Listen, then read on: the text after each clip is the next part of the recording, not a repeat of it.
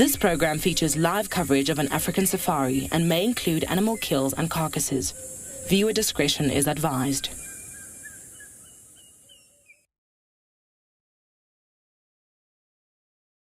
Eastern part of the South African landscape, and there's lots of promise in the air, from lions roaring to hyenas whooping. Hopefully we'll have some luck and find some of the epic animals that we get out here on this, your very own live African safari.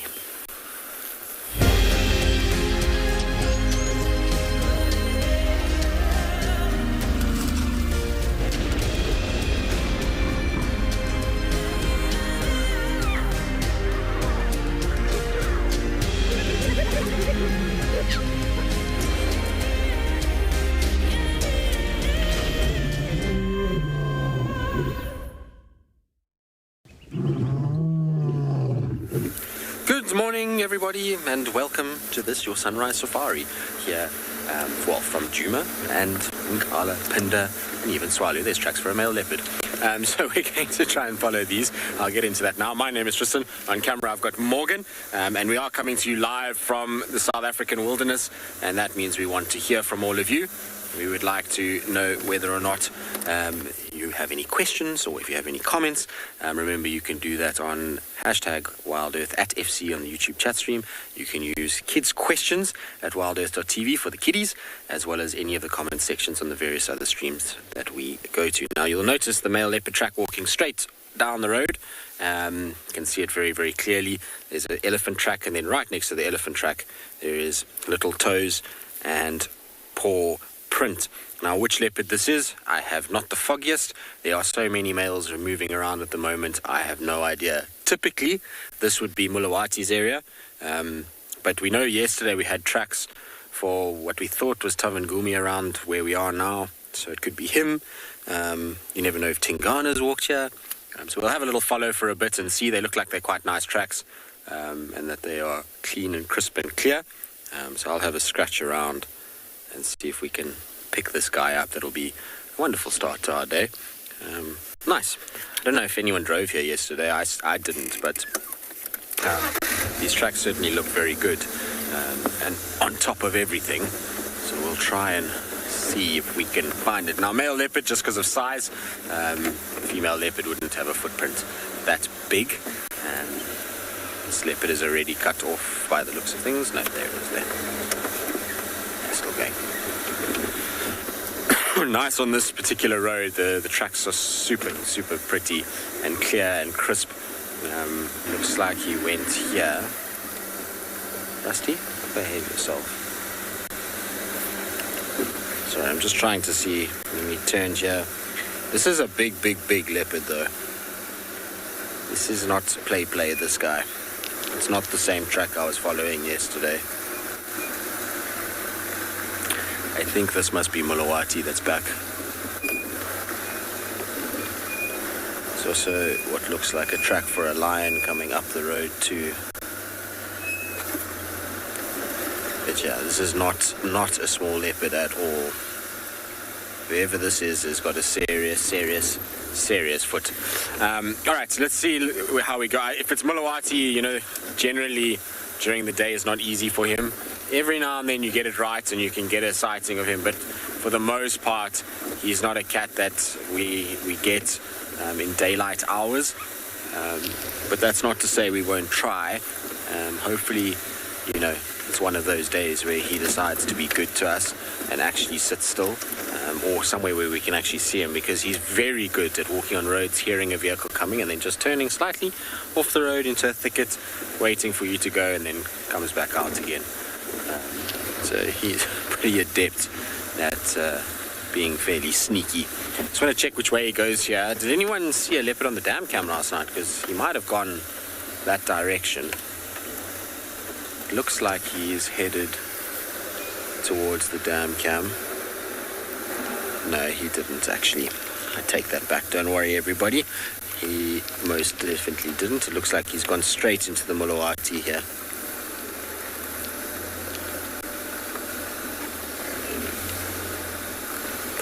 Okay, so the dam cam is down at the moment. All right, no problem, but it doesn't look like he went that way anyway.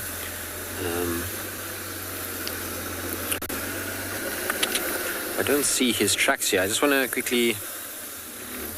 I'm a bit hesitant to reverse too much because I don't want to squash anything. I'll try to reverse on the same way that we came. Just want to jump out here quickly. So we'll take you guys all along for the ride while we just check which way these tracks go. Also try not to catch myself on the millions of cables that we have attached to us these days. Just trying to check where his last track is. So he's walked here, then here, and now from there he went straight across over here, and then his track is there going into the bush, straight into the Mulawati. Now, interestingly enough, this section here is exactly where that drag mark went the other day, and we keep having hyenas. He's been in here twice, so what I'm going to do is just go around and try and see if I can pick him up in the drainage line, or his tracks in the drainage line, or on the other side. He might pop out. I actually think I might just go around and just check if he hasn't popped out on Gari cut line there. He might have just headed that way. It's kind of the way he likes to go. Unless he picked up the track for this other male, but it's definitely not the same male leopard that we followed yesterday. This is a much, much bigger track. Okay. Let us go round, I think. Maybe not. Actually, it's going to be quicker just to go this way. Alright, so I'm going to try and see if we can find him. In the meantime, though, have a look at what the weather's going to be doing for today.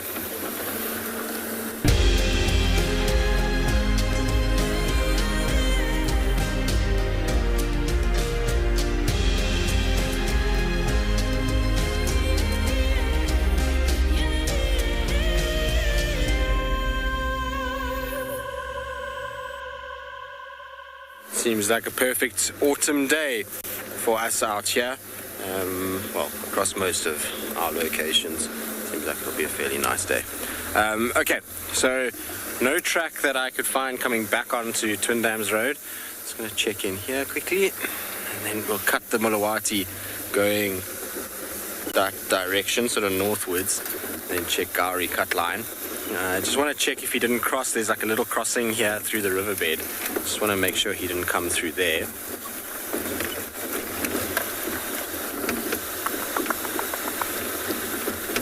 It's quite close to where where we thought Tlalamba last had the cub.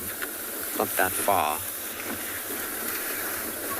Aaron, I mean, it would be nice to see him, and I'm sure we will, but he went far west yesterday, way beyond where we'll be able to get any sort of signal. So he's not around, but a lot of you were asking, because I was saying to you that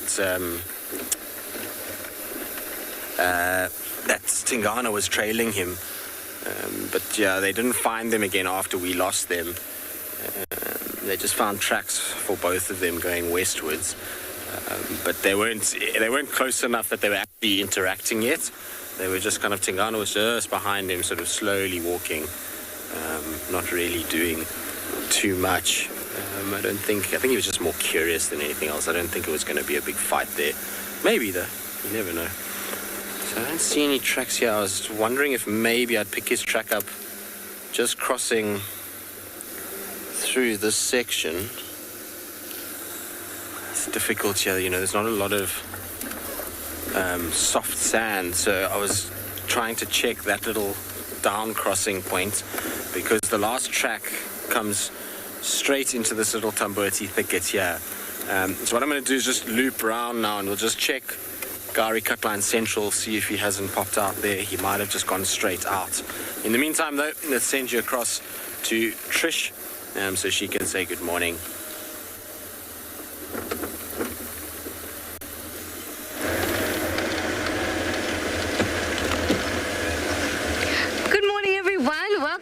It's lovely to have you, as always. It's a stunning morning here in Djuma.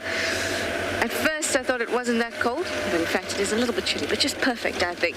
It's me, Trishala. I've got Gerrit on camera with me, and we have started our adventure. You've already started yours as well, here for your live safari. Now, we've just come from the den, where it's not active. and we're now on Philemon's cut line, and then we're going to take Zoe's from the south back up to the north, and we're going to see if we can pick up on anything. So that's the area we're going to cover this morning. Just take it easy, see what we find. I'd love to see some elephants. That would be a great start.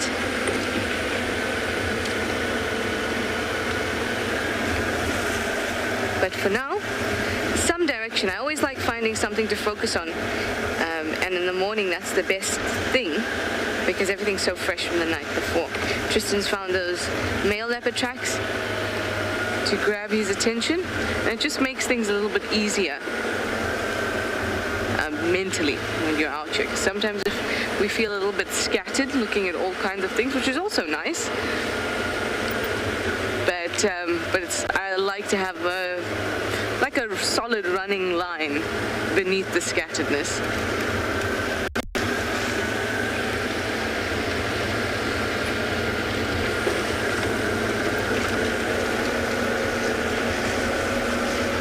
So the hyenas, obviously not around. They were my solid line for this morning. Hello, impala. Let's have a look at you guys.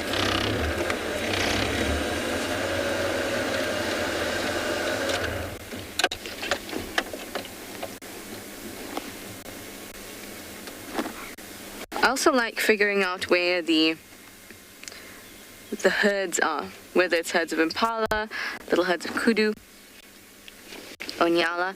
I always like to know where they are, so as you're driving around, not just looking for tracks, also keeping an eye out for where all the antelope are. Oh, look how wide his horns are. Beautiful mature male there. So if I know where the antelope are as I'm tracking, if I hear alarm calls, I would roughly know where to go and look. So instead of just thinking, oh, the alarm call is off to the west, it's far, it's close, I can remember, oh, there were impala here, here, and here. And this herd was in the east where I heard the alarm calls from. So then I can follow like that. So it's just a matter of having a system and working logically and continuously collecting little bits of information that your brain can then use to try and figure out where the animal you're tracking is.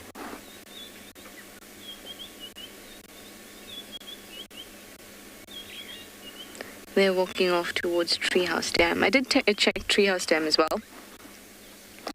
And no activity there just yet.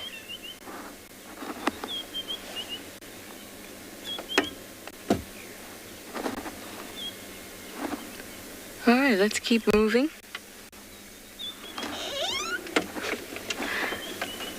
I want to get to Zoe's because I want to see if there are tracks around.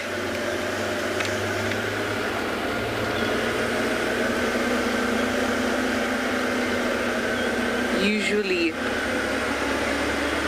if you haven't been seeing tracks on a road that you usually do, like we haven't been seeing tracks on Zoe's for a little bit, then it's always good to constantly check it because it's bound to become active at some point.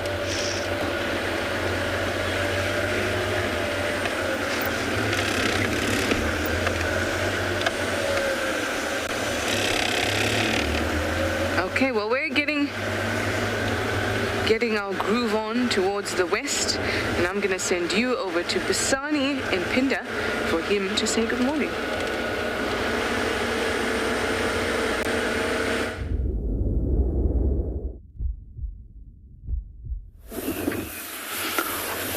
Welcome to Phinda and beyond, everyone. Oh, wow, we've got a nice sunrise.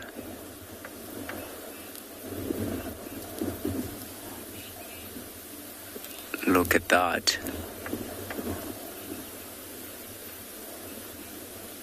It's unbelievable. See that orange sunrise. It's nice and open around where we are. It's quite windy at the moment, and we have western side wind. which is quite chilly. So in this area, as you can see, there's a little bit of the open grassland around where we are. We're gonna try to find. Hi everyone, my name is Busane, and behind the camera we've got Owen.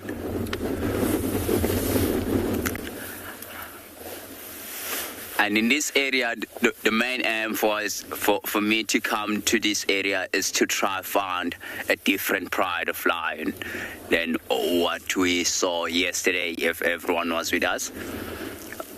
And hopefully we do find as well a big male lion. That will be unbelievable. Wow. But because it's very, very cold, which means lions will be hiding. They will go into the nice gully or river bank to spend the day away from the wind. It will be quite tricky for us. I think we're gonna drive around and see if we can find some tracks of lions, but in the meantime we're gonna take you across to Steve. He's gonna do his intro in Pridelands.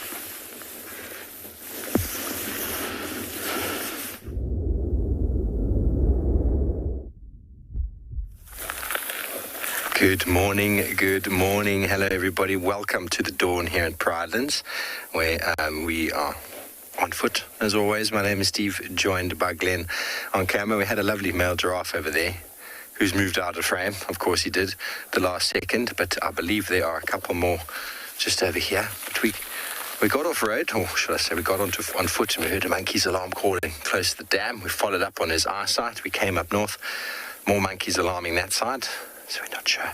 You can actually just see that giraffe there, Glenn. Egyptian geese flying over. So our objective this morning is just to do a little walk around, see what we can find. But when monkeys alarm call, we get very excited. But the two different alarm calls coming from quite a different area. So either it's two different predators, or the one that we saw or heard is moving very quickly.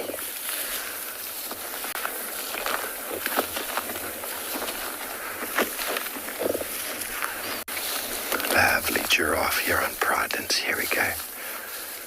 Just through the gap there. Beautiful big boy. The front I was talking about yesterday has pulled in. Woke up this morning to very cloudy conditions.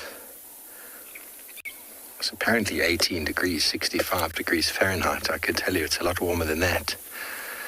I bought a new sleeping bag for my up-and-coming trail, and I wanted to test it out last night, but it was so warm it's hard to actually ascertain whether it is going to be warm. Hello, big boy. Now he's looking a little jittery. Whether that's from us or from potentially a predator that's walked past is hard to tell at the moment. The giraffe, so far as I've seen here on Pridelands, normally allow you to get reasonably close without them behaving too much. But maybe it's because we seem to be hidden behind the bushes there. Sometimes they feel like we're sneaking up on them in that regard. If you want to take a step forward here, Glenn, you get another view. Probably part of that bachelor herd we saw last night. Giraffe are very loose in their association. You find bulls together with cows, or bulls on their own, or a loose grouping. There's no real territory. They have a decent sized home range, and they are keeping to these sort of low-lying areas on Pridelands where we're finding lots of nutrient-rich knob thorns. Okay, we're going to try to follow up and see what it is that's been causing these monkeys to alarm. In the meantime, send you back over to Djuma and Tristan.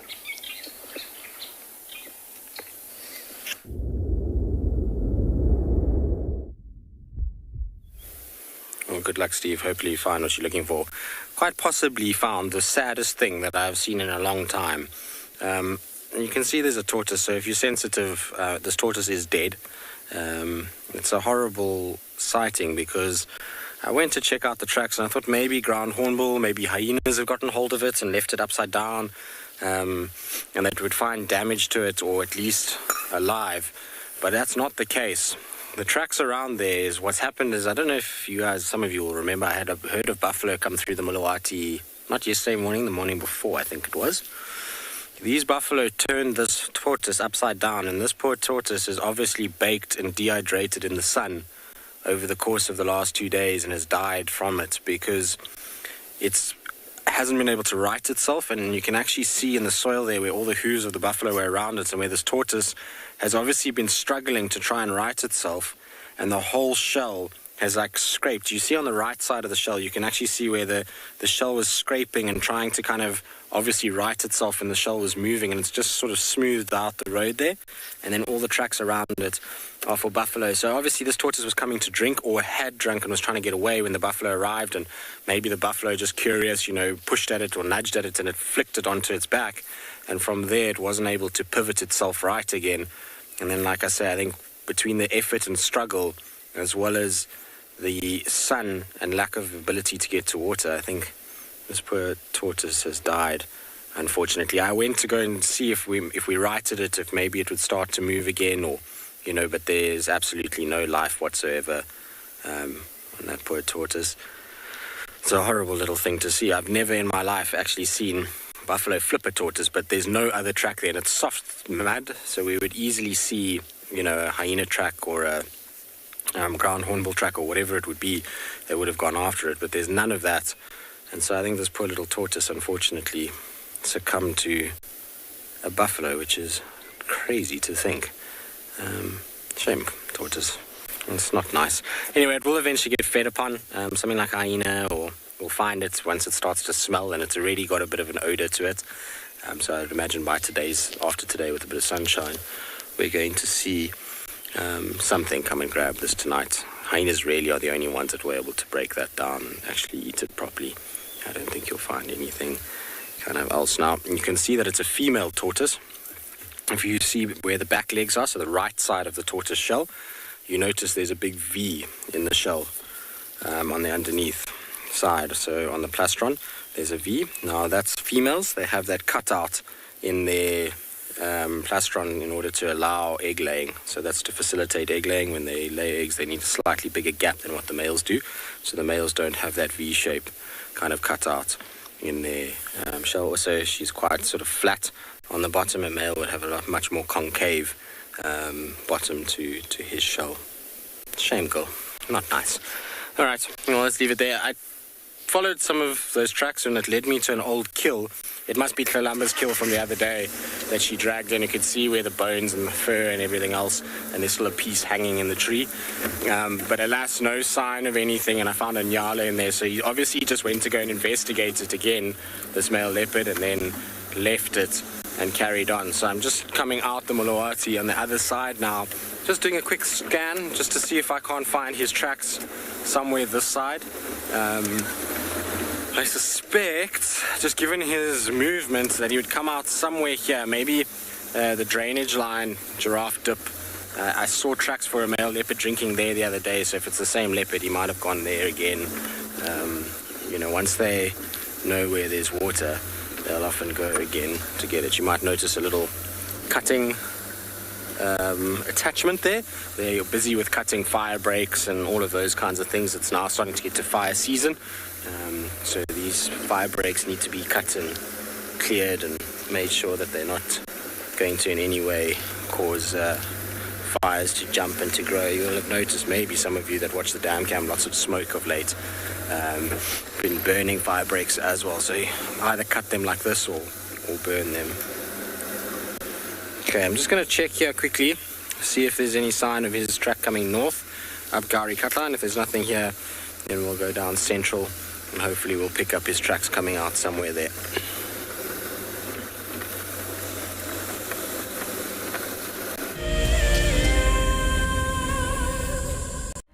Do you dream of traveling to a far-flung wilderness location where life continues as normal? A place where you can escape to nature and breathe. If you become a WildEarth explorer, then this could soon become a reality. Subscribe today and stand a chance to win regular travel prizes. WildEarth Explorers, it's in your nature. So in 1998, we had this idea to go and put a live web camera on a waterhole somewhere in the Sabi Sands next to the Kruger National Park. And I approached just about every single landowner and everybody thought I was completely crazy until I met Yuri and Pippa Moorman. We thought it was definitely a fun idea and a worthwhile thing to experiment. And it immediately became a runaway success. And it gave people all around the world the opportunity to watch a little piece of Africa day and night. Back in 1998, it was the very early stages of the internet. And all we were able to do was to get a 30-second refreshing JPEG out of that camera. But over time, what we began to do is focus more and more on trying to develop this concept of giving people the opportunity to go on safari. Even though we live just 500 meters up this hill, we still put the camera on to see what's happening. Absolutely, we watch it ourselves. I'm Nikki here at Ambion Ngala in South Africa. I love getting questions from viewers about all the small things within the environment and how it all is integrated with one another. If you want to ask me any questions, please simply register with the WildEarth website, head across to the Live Safari page and then post your questions there. I'm looking forward to chatting to you on my next WildEarth drive. Guys, have a look at what we've got. This is better than my birthday. Look at that. This is the first time that I ever see cubs this small. This is so special.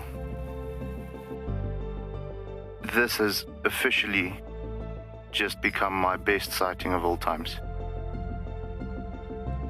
Tune into WildEarth every single day. It's in your nature.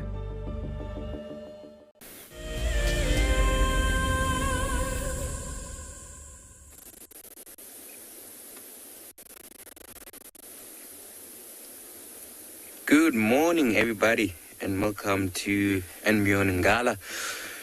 So, as you can see right in front of us, we just came across this family unit. Some elephants just feeding right there.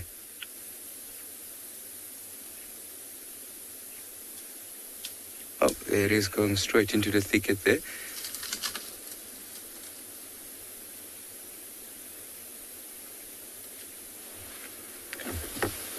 So good morning, everybody. My name is Trico, and behind the camera we have Craig with me.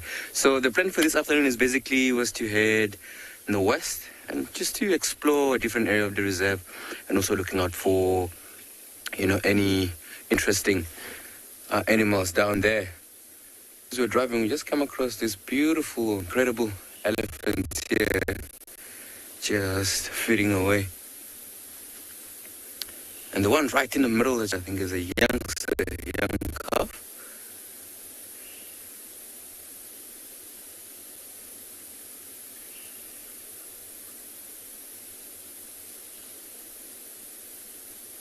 And I mean, it's still nice and early, so they'll be moving around, feeding, looking for trees to feed on and some grass to feed on.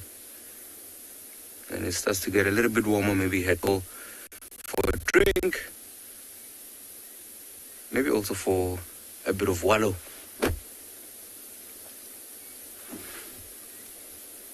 But I think they possibly gonna keep on heading down into that section there. Just in front of them there's a drainage that runs west to east.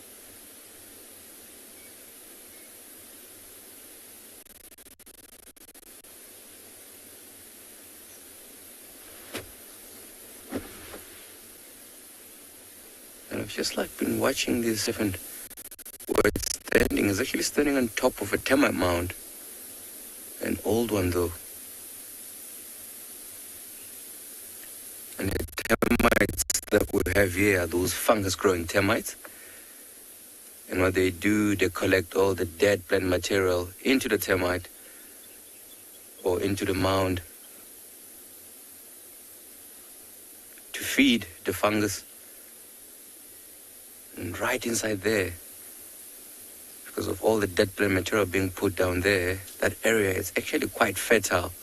So a lot of palatable grass and trees grows in and around that area. So that's why the elephant is there and enjoying the nutritious leaves or trees that are there. But for now, as we're still enjoying these elephants, I'm going to send you over to another location.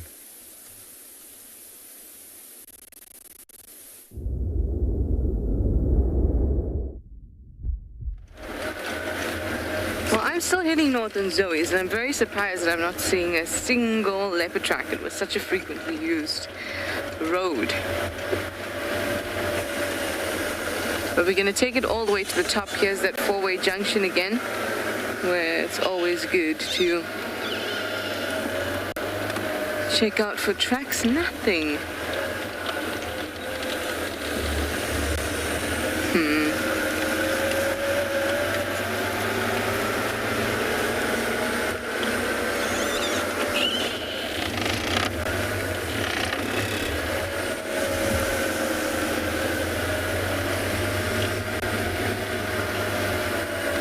Well, after this, we're going to keep on moving west, so hopefully we'll pick up on something. But elephants would be great too, as I've said to you.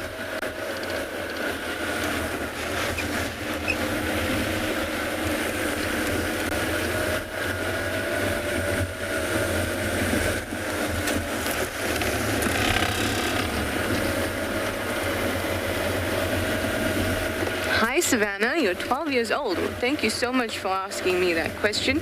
You'd like to know if I've ever been afraid on safari? Yes, I have been, especially when I just started and it was the first time that I'd been that close to lions and to elephants. So the first 6 months, Savannah, there were certain times when I was scared. I can tell you exactly which ones. Once, Savannah, I was charged by an elephant while I was still training. When we were looking at some hyenas, the elephant got irritated with the hyenas and just came running towards us. So I got a little bit scared. The other time was the first time I had the two avoca males, the big lions. I had them walk past this side of the vehicle. So I had them around the vehicle and all of that, it was fine. But it was the first time that I had them walk past the open side of the vehicle. And I was a little bit scared. And there was another time when I was on Mendoza Road, which is just further west of us, and I found a herd of elephants. And they were really, really not happy. But I was not even close to them. They were in the block, I could see them. And they were really not happy. But they didn't charge me or anything like that. It was as if every single one of them were angry at me. That's what it felt like. And I felt a little bit scared. And it's important to feel that, because if you lose that feeling of being a little bit scared, then you can become complacent. And what that means is that you can start not to care about your safety. You can just take it for granted. So it's important to always have that bit in you that does not take for granted that you're going to be safe all the time.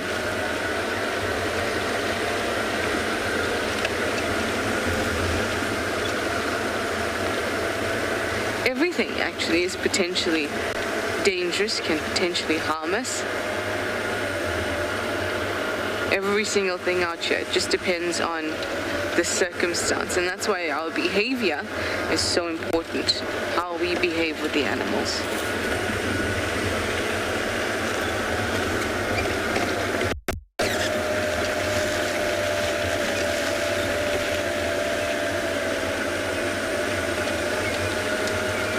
It's also very important, I think, and you realize it very quickly out here, is that you're not in control of anything.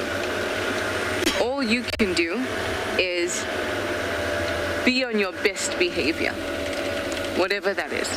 If it's with elephants, make sure that you're paying attention. Make sure that you're not being complacent again. You're not taking for granted that you're going to be safe. Even if you're enjoying yourself and the herd is very relaxed and it makes you relaxed, you know that if something happens, what you're going to do, what your next action is going to be. But I really like that feeling of knowing that I'm actually not in control of anything that's happening out here.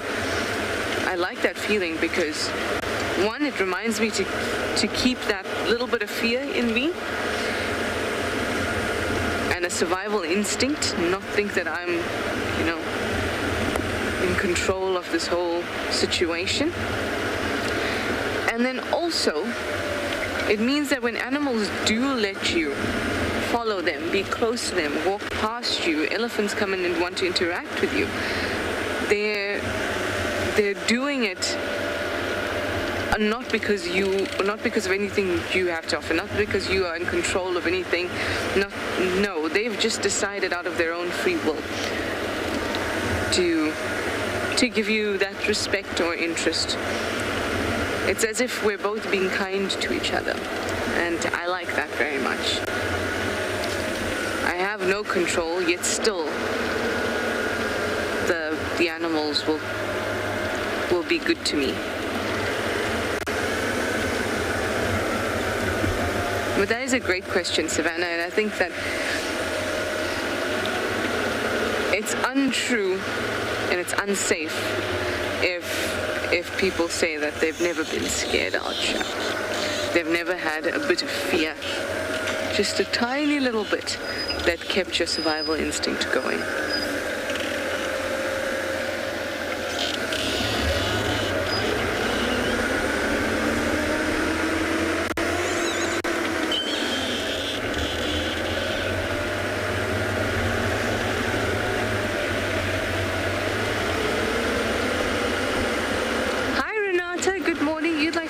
Animals do we see close to into the camp? Let me first tell you what we saw this morning. A chewed up shoe at the camp entrance. We can't identify whose shoe it is. So far, Tristan, Gert, Morgan and I have seen the shoe. It doesn't belong to us. So I don't know whose shoe it is. That, Renata, is as a result of hyenas. No doubt. It's totally chewed up. So that's one animal we get in and around camp. Hyenas, we get leopards. There's been a number of times we'd be standing doing our checks or at the cars, at the garages, or down to the rooms, and then a leopard walks past. Shadulu's done that, Palambas have done that.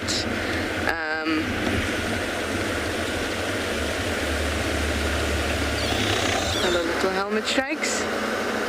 Let's see if we can get you. I'm just gonna stay still and see if we're lucky. They look like they're in the big tree behind us at the moment, but let's try. Level.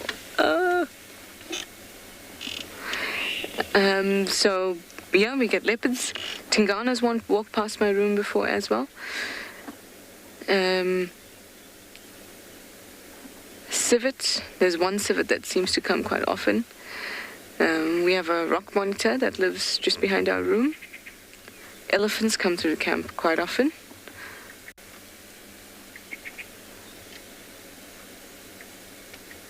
And those are the ones that we see more often. Hello, crested barbet. But we've also had lions. We've had the Nkuhumas come through camp with the cubs following them, and the cubs are still quite small. We've had wild dogs through the camp too. But that's not typical. They don't usually walk through camps. The typical ones are hyenas, leopards, elephants, and a whole range of antelope.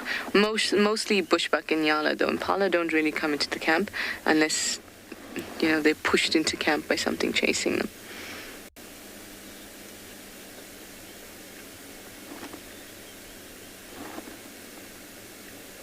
I can tell that there's a lot of bird life around,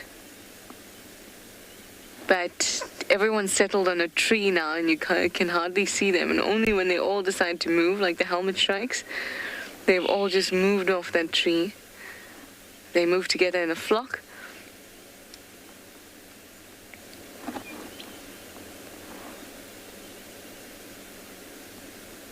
Oh, no, they're too far now.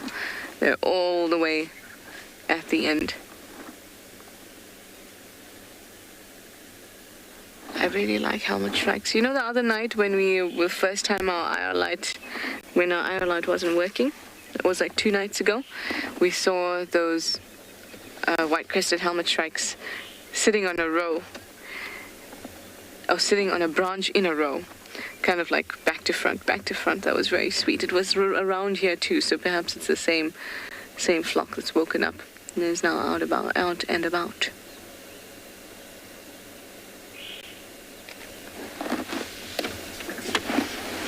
Okay, I'm just going to reverse for a moment. Just want to see something quickly. All right, while I do that, let me send you over to Tristan, see what he's up to this morning.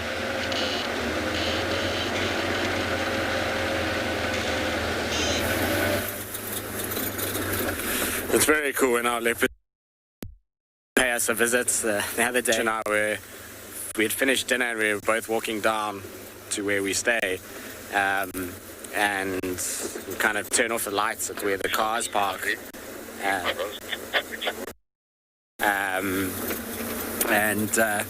we just, like, as we're about to turn off the lights, just see these tracks for Tlalamba coming through the camp. It's so epic when you see that they kind of that confident just to walk through, and that had happened obviously since we had finished drive and had dinner, that she had just kind of floated on through. Anyway, no sign of our male leopard coming out of the Mulawati. The problem is the last track I have is pointing in the direction of Tlalamba's, where we think the den still is. I mean, obviously we don't know 100%, and her movement is so erratic and so big at the moment that I'm a bit concerned actually as to where she is and what she's doing. Maybe she, like I say, yesterday I was saying maybe just this sheer pressure of all of these females around at the moment. She's just having to do so much scent marking just to try and kind of keep Kara and Inzutini and Shadulu and Tandy and Nsele, Sabui, all of them at bay, and Nsele, Sabui, all of them at bay, so she can at least raise this cub somewhat safely. But because the tracks go there, I can't, unfortunately, walk down the drainage. I'm trying to get on the radio now. There we go.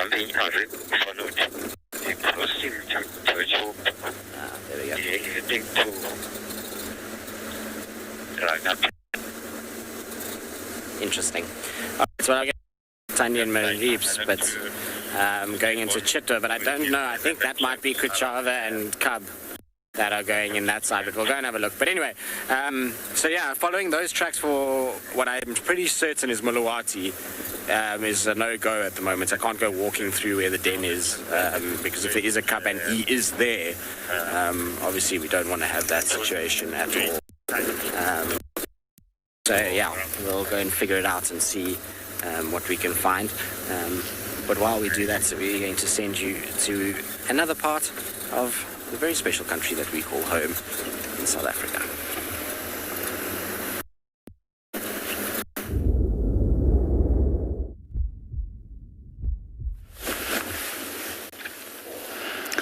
Oh, I have found at the head of buffalo, while I'm searching for lions in this area, can just see them. They're still standing up. See, most of them are standing up and some are grazing. It might happen that, look at that one, she's busy doing chew the cud. So it might happen that they waked up not too long ago and they wanted to be away from the wind, from where they are. They're in a small ditch, trying to keep themselves warm. Then after this, they will start grazing along exactly where they are. As you can see, there's one or two that's busy grazing at the moment.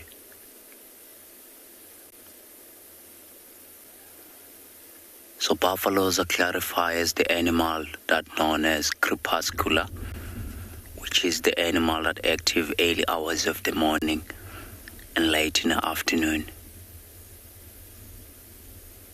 You can just see the males and the female in the front of the head, busy leading.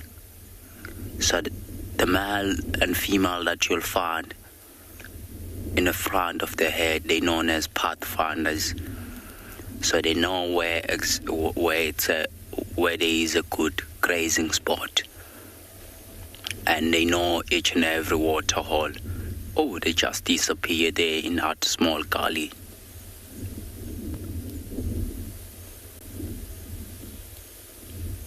Wow, it's really nice to see them. It seems like it's a nice, decent sized head. Although some of them, they have gone into that small ditch. There's one male.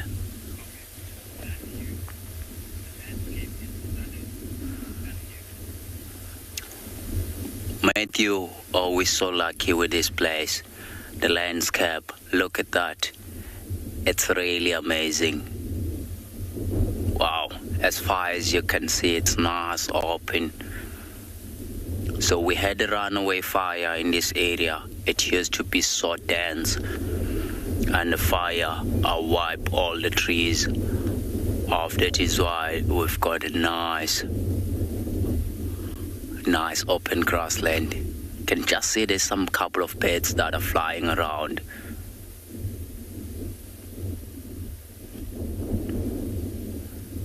So I think it was like a small flock of birds that were flying around. We do find a lot of red-billed quilliers in this area.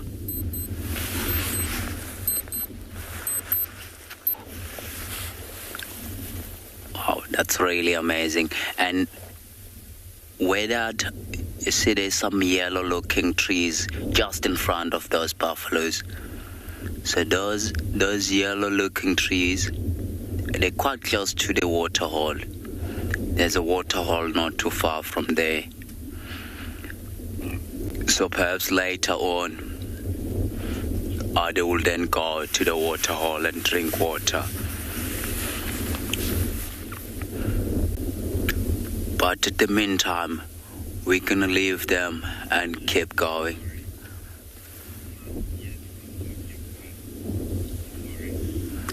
Laurie, buffaloes, they do give birth at any time of the year. Let's try to zoom it a little bit closer and see if we can find some little babies. There were some little babies earlier on, but then because the grass level is quite long, there's another one. You can just see it behind the mom there.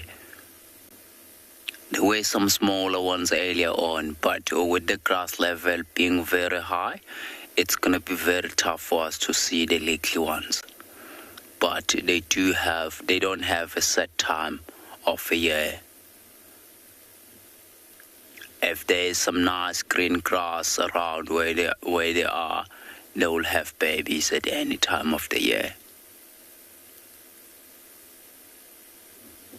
There was one that was busy scratching itself there.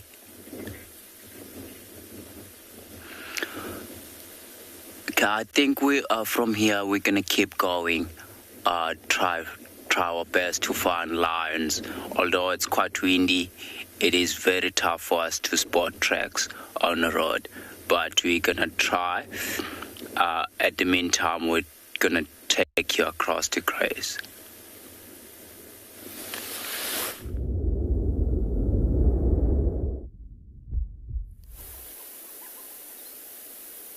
Right, now I just heard hyenas fighting. But these tracks here are quite possibly the most beautiful leopard tracks I've seen in a very long time. This is a track for Tandy that we've got here. You can even see the creases in her pad in this fine dirt. So you can see front foot here, which is the nice round one, like that. And then this is the oval back foot. Slightly overstepping, so she's moving, but nice, beautiful toes. Those 3 lobes at the back, smooth, shiny, fresh. The best kind of tracks that one could ever ask for. But these hyenas are making a noise here. I wonder... I think maybe because there's hyena tracks on the top, on the back of hers. She went and fetched Mariep's inside Torchwood, and then seems like she left him, or he didn't cross on the road with her. But the audio for these hyenas is close, so let's go and check. Maybe they stole a carcass from her. I don't know, but those tracks there, like I say, are quite possibly the most beautiful leopard tracks I've seen. At Tandy, she left that young boy maybe... There you go, you see, so she left him. I'm just listening because Finerty is also tracking. People for 18 tracks, so halfway between Chidakat line and Staponas, I can see the... Because of that young McDonald of the time, the track there heading straight west. Yeah, copy, fan. I just got audio for Messi fighting just off of Drakensberg here. I'm just going to try to see if I can locate them.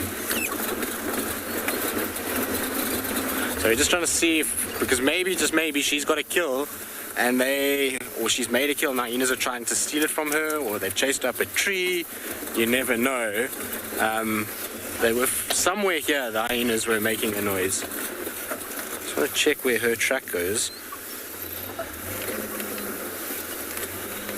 Okay, so she keeps going down. I'm just going to keep up with her track and just see where it goes. Hopefully that will cut to wherever these hyenas are. I might just turn off and listen. Maybe we'll find her using our ears rather than our eyes in this one.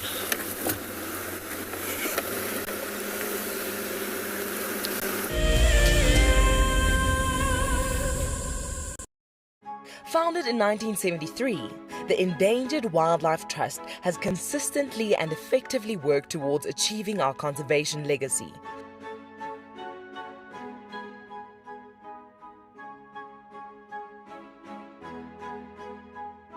Contribute to this legacy by visiting EWT's Get Wild eShop and purchase products with a purpose.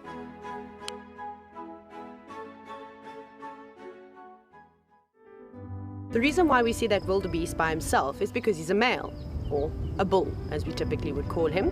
And what he does is that he marks and defends an area. Essentially, he is looking for the ultimate piece of land or prime property. Needs to have good grazing, needs to have a water source close by. And not too far away from here, there's a sickle bush thicket that would provide just enough shelter from the wind and the rain. My name is Ross, and I'm a field guide at and beyond Phinda Private Game Reserve. I love getting questions from guests on WildEarth because I love sharing and learning information about nature with new people, and it also makes me feel like you're all joining me in real life. If you want to ask a question on WildEarth, then you need to register on our website. Once registered, go to our live safari page and submit your question below our live feed. Look at this, the little one is up and about. Certainly hasn't had enough milk at this age. No amount of milk is enough. Oh, corky. Too sweet. Oh, look at this.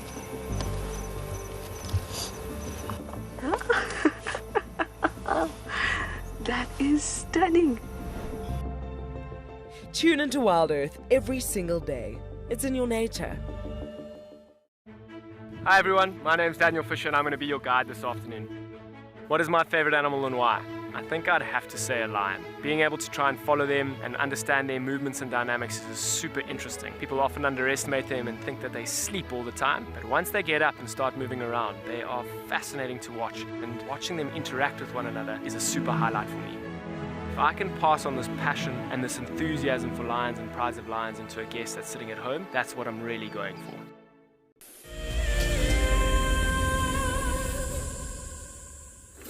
Well, we're just turning into the block now because the hyenas were calling just here somewhere, and her track goes straight in that direction. So I have a sneaky suspicion she killed something and the hyenas have robbed it from her. Now we just got to try and find where that is. Hopefully the hyenas will keep making a bit of a noise. I'll be able to find them. I'm just checking, there's a little mud wallow here that could very well be where it is, close to. And then if that's the case, it will be in good position because it's should be quite open around there and we could see quite easily. But there's definitely something going on here. Like I say, the track goes in, the cackling of hyenas, and then the whooping after that is a good indicator that something has happened. And normally when you hear the cackle, it's because they've found something that excites them. And that can be food related, it could be, obviously competition related as well. It can be fighting with other predators, other hyenas. But generally in this case, when a leopard track is close by, the normal kind of thing is that it's to do with the leopard and potentially a meal. Because like I say, that track is fresh. I think it's more to our right. I don't think it was this far. Luckily we do have another car that's helping us, so I'm hoping they'll pick something up. But this is the mud wallow system that I was talking about here. Just want to see if there's any signs of any movement. What have you got? Nothing for us here. So these little watery wallows here are a place that I've seen Tandy many times before. Always worth checking here. She can be around this area, but I think she's more back and to our right. Make sure in this mud that there's no track of her drinking. No, nothing there.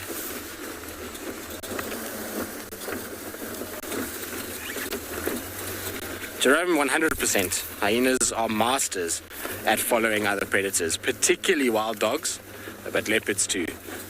Just in the hope that they'll hunt and they can then steal from them. You see it all the time with leopards and dogs, but dogs especially. They're very active behind wild dogs.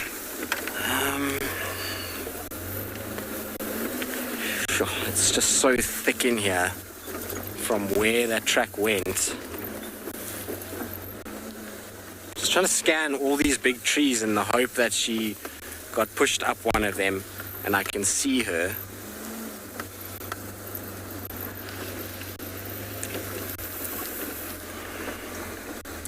Might be worth just turning off and listening and hearing if we can hear crunching or any sort of cackling again.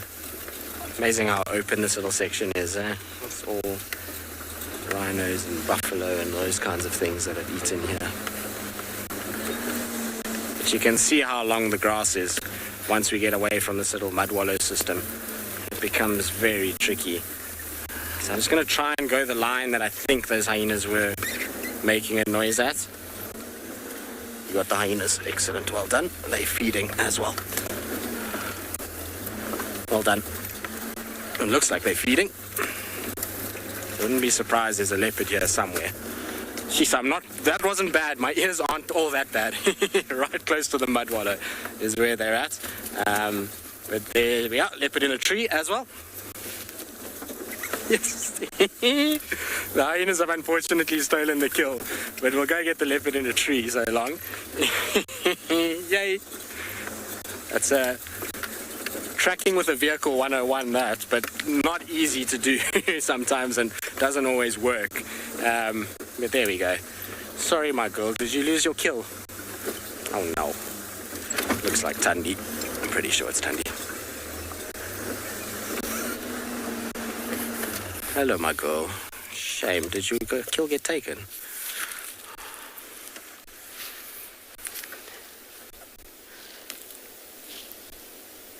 There we go. Unfortunately, the life of a leopard. Kills get stolen and they sit in the tree and watch as their kills are eaten. It's not very pleasant, but it happens. It's the way things go. This is not the first time for her, nor will it be the last time, I'm afraid. I don't know what it is that they're eating. We'll go to them just now. I just wanted to get her in case. I know her sometimes once the hyenas are feeding, because they just stole it. When you hear that noise is when they've just stolen it. Then you know straight away that, she could easily just kind of see them feeding and then decide, I'm done, and just come down and slink off. We know that she's left Marief's inside Torchwood, so it's very possible that she'll go kind of back that direction.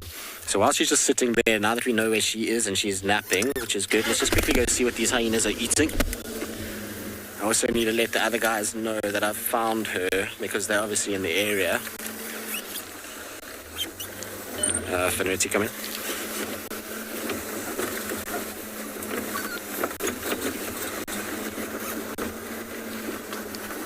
Fan, come in. I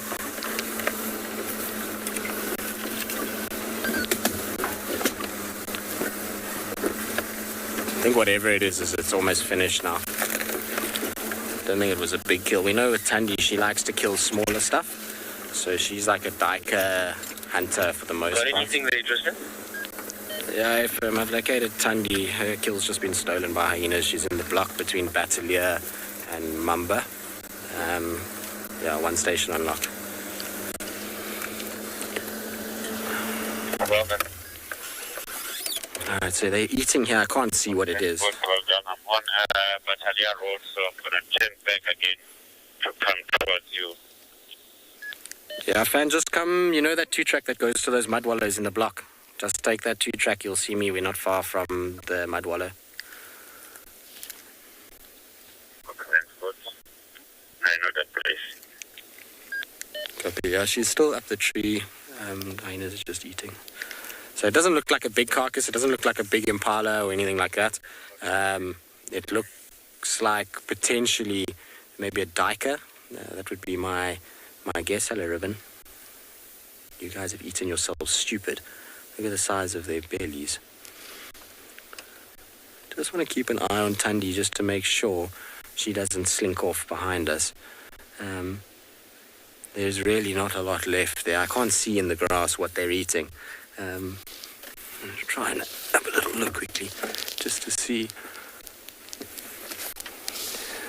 Oh, it's just, but it looks like an impala, a young impala by the looks of it. I mean, I can't see much. All I can see is a few legs and skin.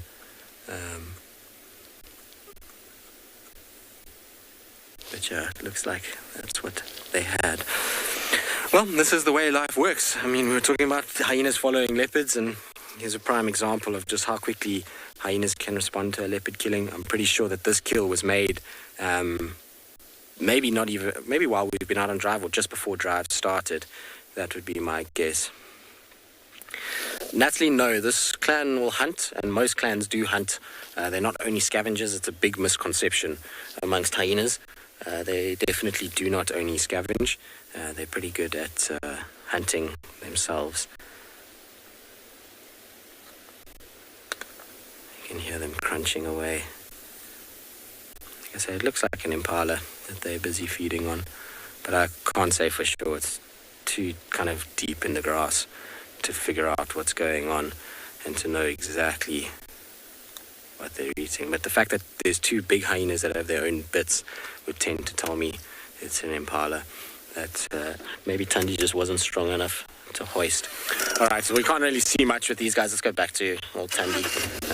As we know, I'm far more partial to our leopard. I just wanted to come and check if there's a lot of the carcass left, because sometimes what can happen is hyenas eat and they get full, and then they don't know what to do with themselves, and they kind of just sit there for a little bit, and then they move off, and she can steal some back, but there's not enough on this carcass for her to be able to get anything back and actually feed off it.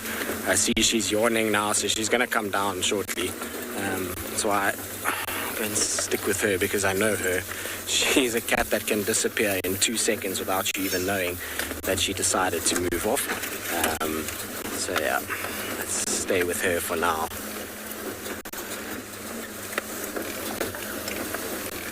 So pretty though.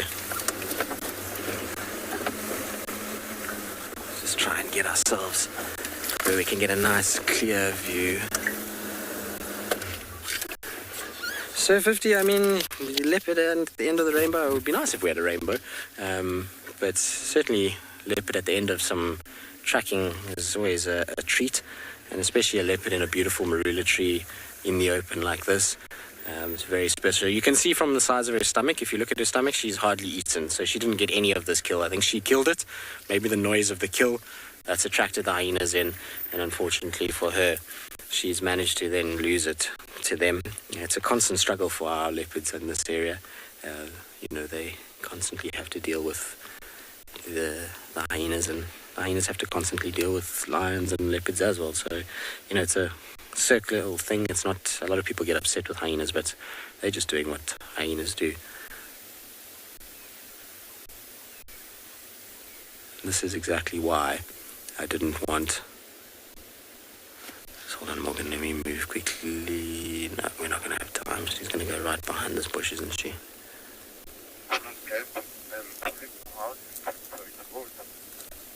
Tandy, not your finest work. I'm going to go forward a bit just so we don't have this bush in our way. Let's see if we can do it before she comes down. There we go. It's going to be much nicer.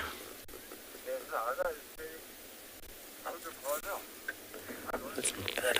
Now let's see if the hyenas come running in. They might come running in. Sometimes when they hear the plunk in the grass, they come and check what's happening. If they're not too kind of consumed with their feeding. No, I think she's going to go back to Marips. I think she's had enough now. She'll just leave this and carry on and go and try and find something else. Shame, my girl. Sorry.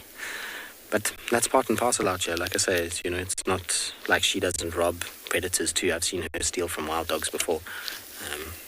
So, it happens. All right, let's keep following her and see where she heads off. I'm sure she's going to slowly go back towards where Marips is. The tracks, the way she left them, was not far from where I first showed you those tracks. That's the last time they had tracks for him. Unfortunately, I don't think for us the signal will be very good there, but you never know. We'll try our best and maybe we'll get lucky and we'll be able to get a little reunion between mom and son. That will be nice.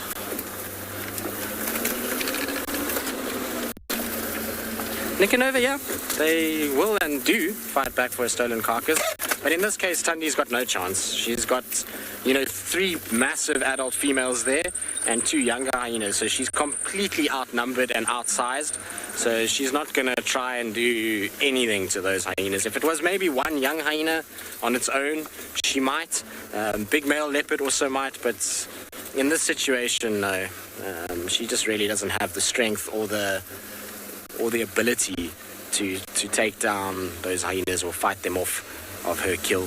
That's why she's leaving. If she thought she had a chance, she would have stayed in the tree and watched the hyenas for longer. But as soon as she knows she's got no chance like she does now, she's just happy to move off and go and fight another day. There's holes everywhere here. Let's try and go slowly through this section.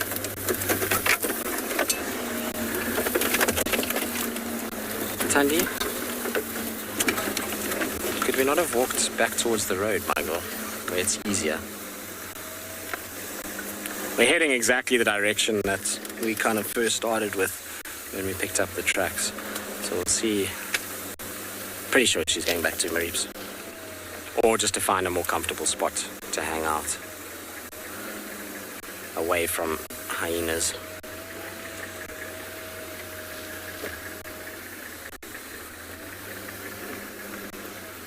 Just continually going south now.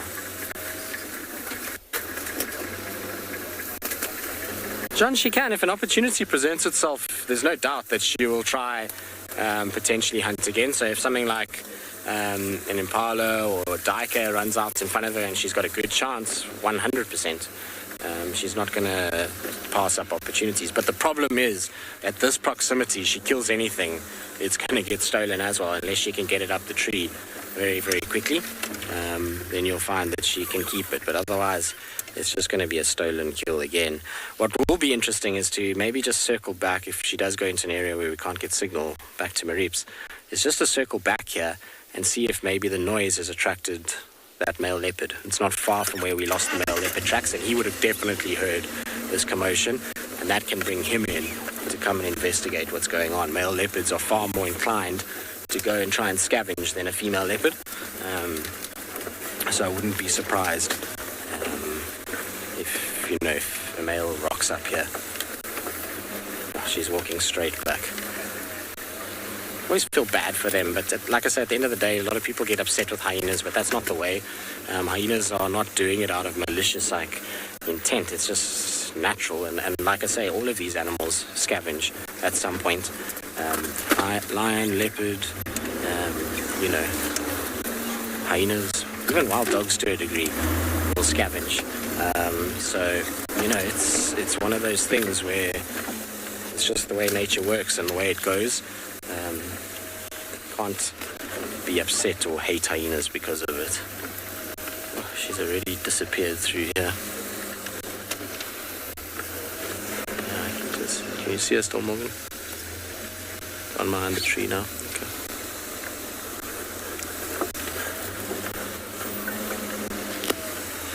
Patrick, 100%. Hyenas are serious. They're no joke. Incredibly well suited for long distance running. They are not animals that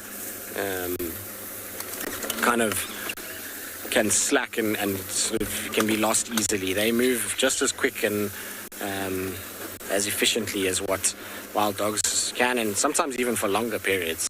They're supremely fit, and it's because of their sloped back system. That sloped back and the way that they rock is perfect for an energy efficient running style, and therefore they're able to do much longer distances for longer periods. Oh, this area is horrendous.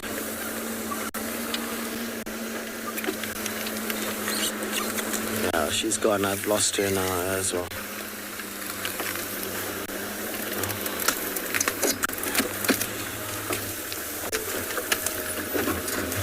I don't know where she went. The last time I saw her, well, Morgan saw her, she was walking there, but she should come out in front here somewhere. I'll try to get through this horrible section here. The grass is so long as well, and she's kind of right in front of us, we're going to struggle. The good news is that we know which direction she's heading, so it's just a matter of just kind of checking carefully. You can hear a few birds alarm calling, so she should kind of come out somewhere here.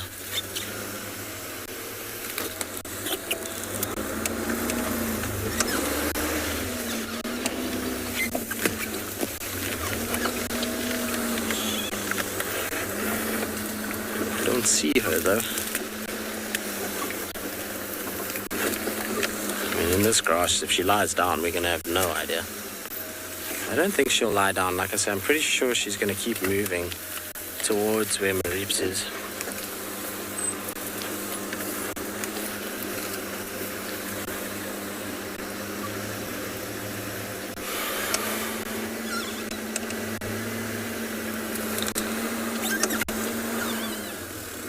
Nice to get a herd of buffalo through this section. That'll certainly help.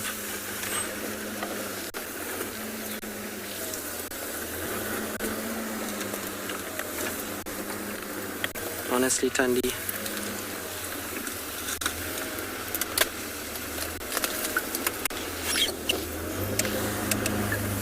Just trying to see if I can spot her kind of moving through.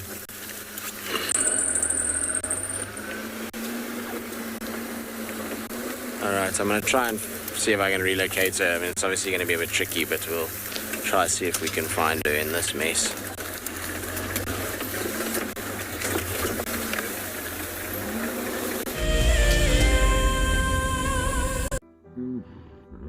Nestled on the banks of one of the largest lakes in the Sabi Sand lies an award-winning game lodge called Djuma. Many of you will have been on safari here virtually with WildEarth, but now we are offering you the chance to see it for yourself in person. Sign up to be a WildEarth explorer before the end of April, and you and a friend could win 3 nights to this luxury lodge. In addition to the unforgettable safaris, you can unwind on the deck, relax in the pool, and even savor the various bush dining experiences. Chitwa's holistic approach to hospitality, with specific emphasis on conservation, will leave you with the very best memories of the African wild. WildEarth Explorers, it's in your nature. For many years, WildEarth has taken viewers from around the world to the Mara Triangle, a place of majestic beauty and abundant wildlife. But it wasn't always like this. Before 2001, it was infested with poachers. Illegal harvesting and hunting was rife. Now the situation couldn't be more different. The hard work and dedication of the Mara Conservancy has revolutionized this magical land. But now, the loss of revenue from tourism has created a grave crisis. The Mara Conservancy needs help if they are to continue protecting the reserve and supporting the local communities whose livelihood depend on its survival.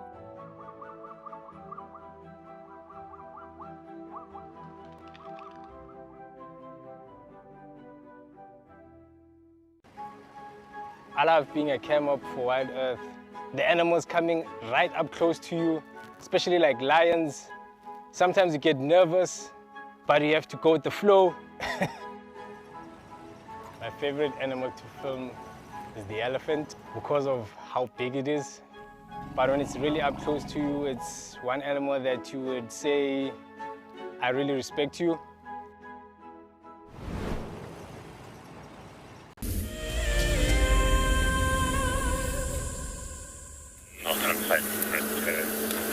Well, we've lost Tandy. I don't know where she's gone. She's given us the slip. Being live, trying to drive and see a leopard is, in this block, almost impossible.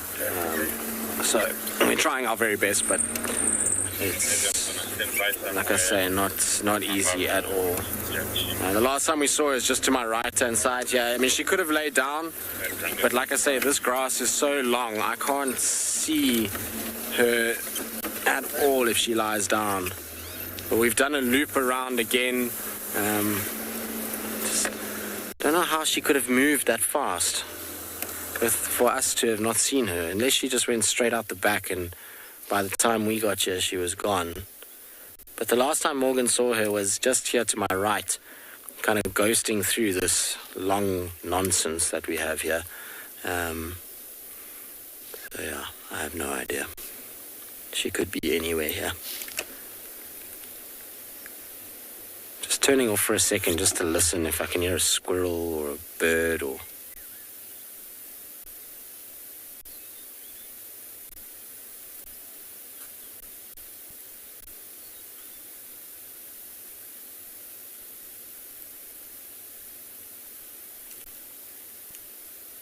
But there's nothing here.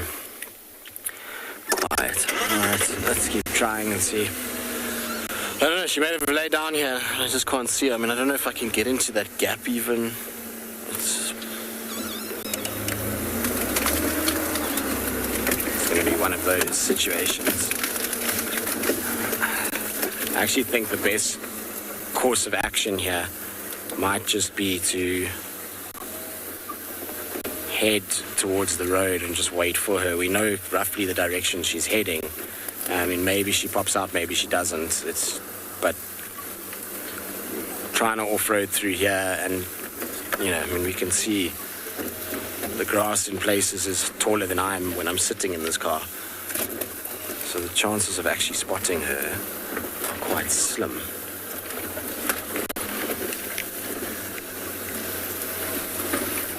She must be out by now. She can't still be in here.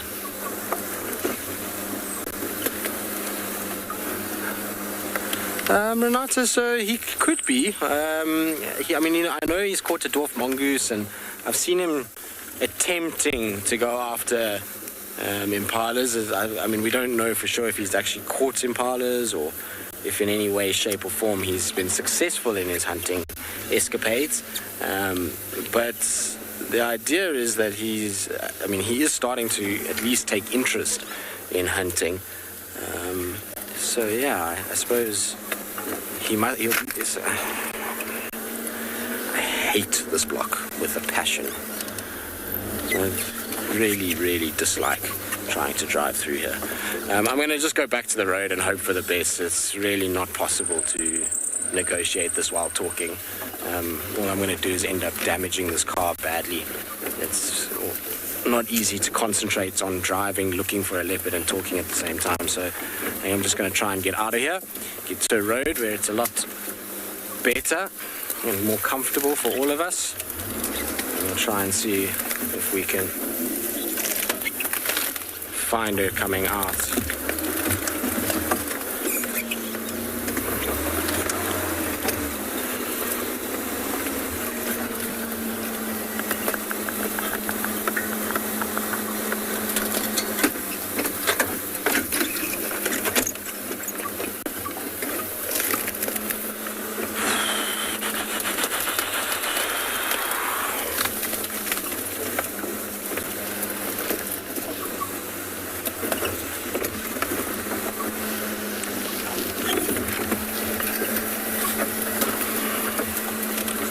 Trying to actually just see if I can find a path through this nonsense.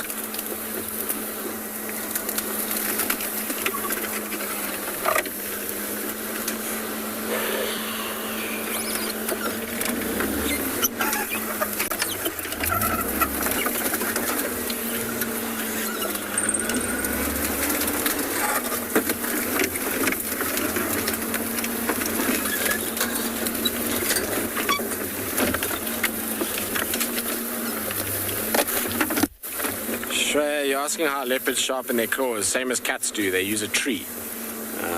So they just get up against a tree.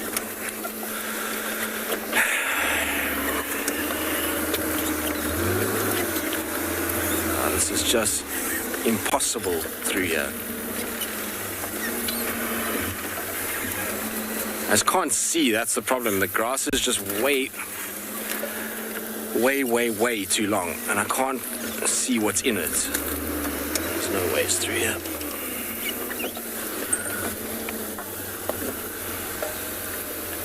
But yeah, they use trees and they just sharpen their claws on the trees.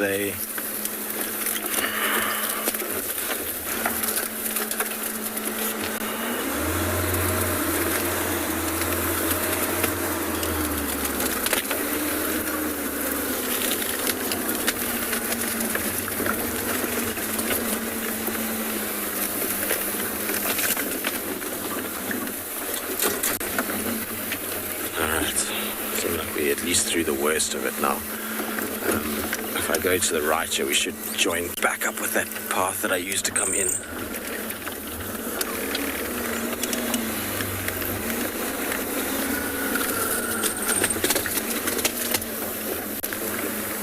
Tandy will probably be in Torchwood by now.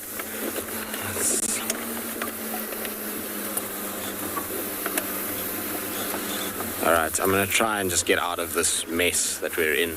In the meantime, let's send you across to Phinda.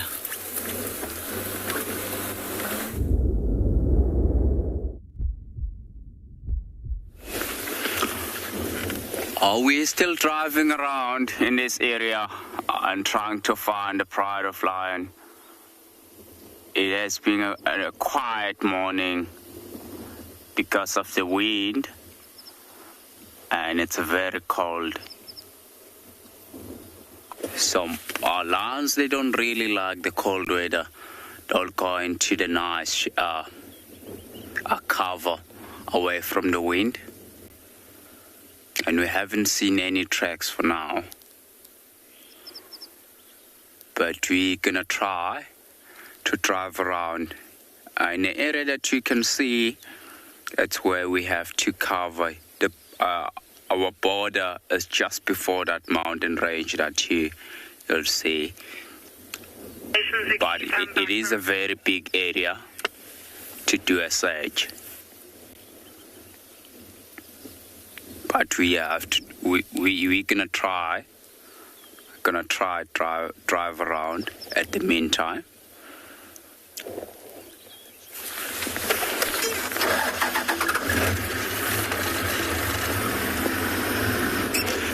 So in front of us, there's a nice gully where you'll expect the lions to be and hide away from the wind.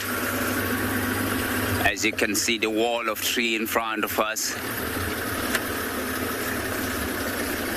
And while I'm driving, I'm also searching for tracks.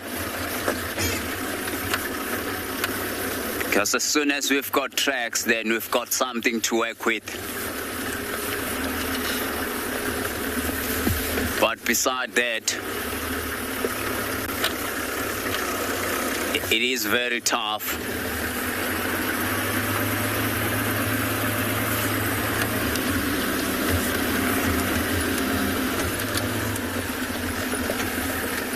It's nice and thick in here.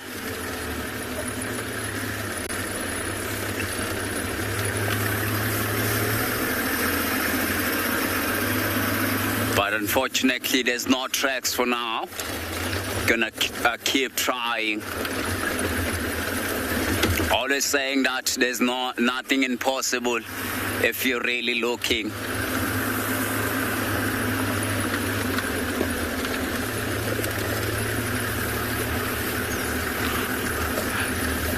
Jerome, as I said, that it's quite, it is a good question. As I said, that it is quite windy and it's very cold. So insects as well, they also go hiding away. But if we do spot the insect, we'll definitely stop and have a look. It's not because we're chasing the big five. We don't really chase the big animals. The small creatures are also nice to see.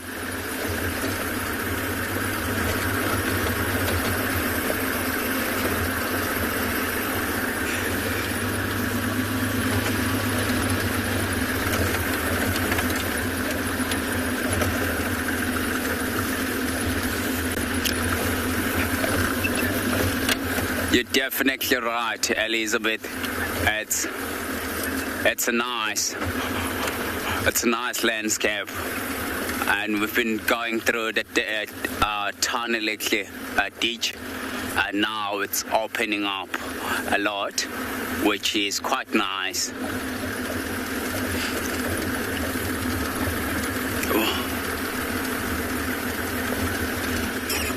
I'm gonna quickly show you this tree here on my right hand side. So have a look. It's got, I don't know if we can zoom that far. It's got very sharp thorn and a hooked thorn. So it's known as a buffalo thorn tree or Ziziphus macronata. It's one of the special tree in our culture. So if a member of your family died, we cut the branch of this tree, and we've got to believe that whoever is passed away, with talking with this tree, we can bring his spirit back home. It is a nice tree to see. So it is quite common around where we are at the moment. So we're gonna keep driving. Obviously, Jerome, if we see some insect, I will definitely stop and have a look.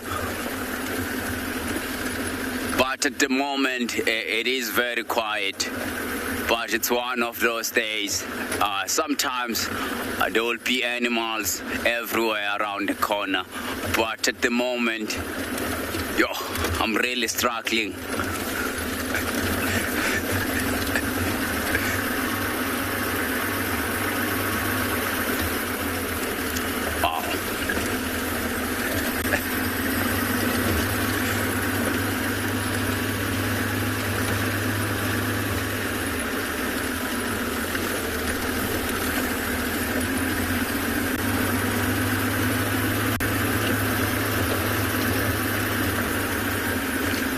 And the animals will do exactly like us as humans. If it's nice and cold, they will go into the nice sheltered area and hide away from the wind. So if the sun does come out, then they will be out walking around. At the moment while I'm driving along, I'm gonna take you across to Tristan. He's also searching.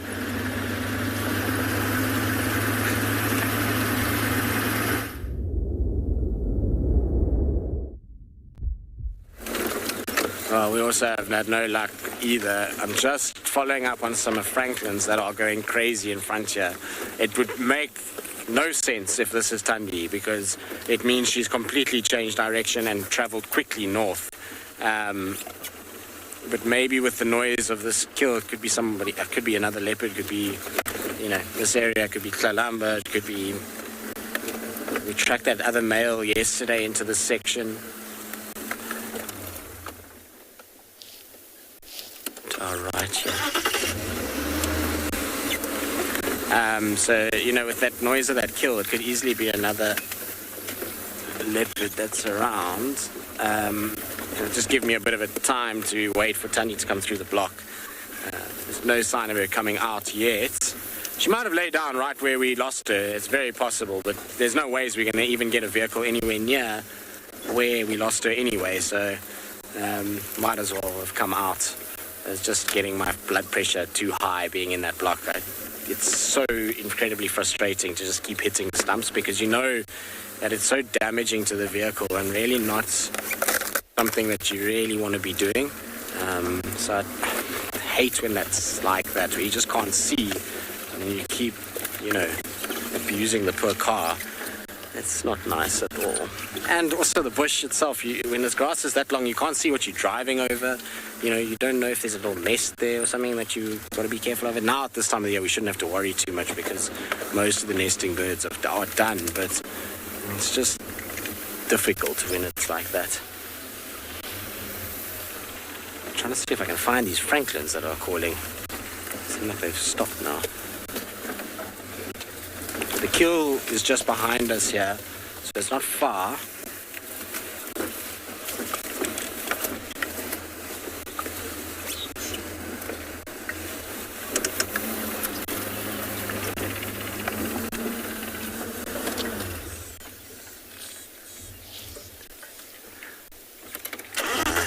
They've gone quiet now. There's a few birds that are shouting on my left-hand side. I'll just scratch and just see what I can find, and hopefully we either get Tandy or somebody in this area. In the meantime, let's send you back across to Trish, who's also bumbling.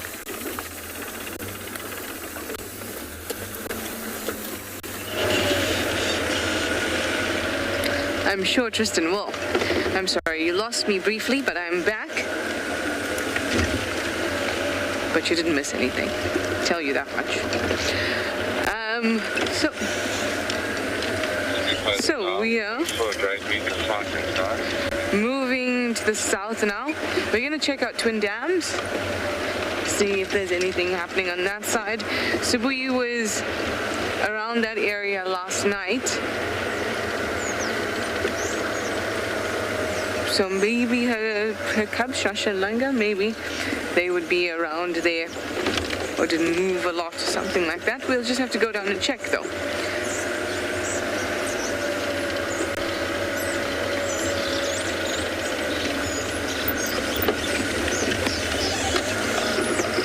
There's a fight going on in this tree, or at least there was.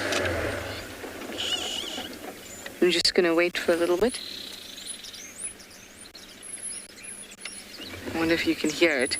It's drongos.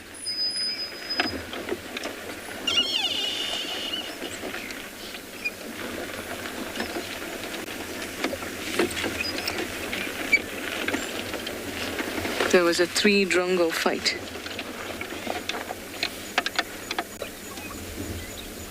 Oh no.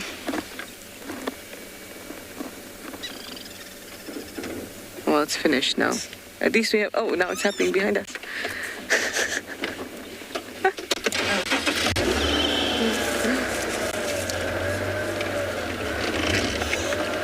Let's just watch this marula for a little bit. There's a green wood hoopoe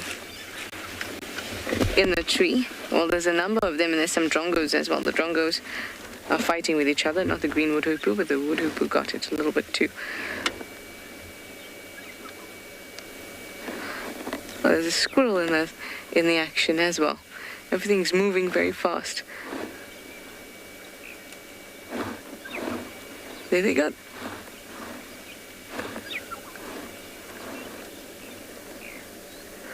You'll often see drongos dive bombing each other and many other animals.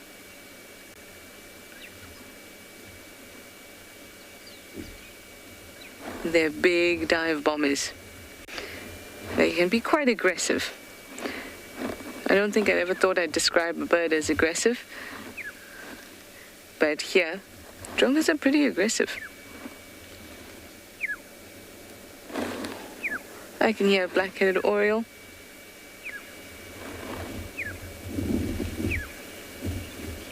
Ah, JP in Pridelands thinks they're the honey badgers of the sky. Certainly. Very feisty.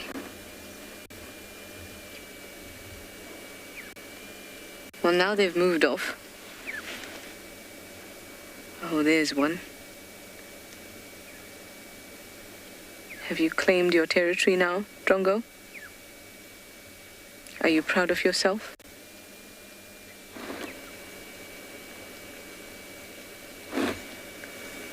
I can hear a woodpecker behind me.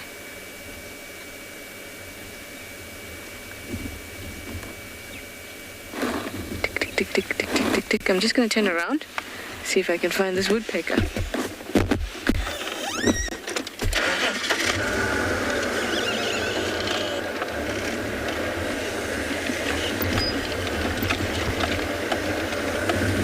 Voldy.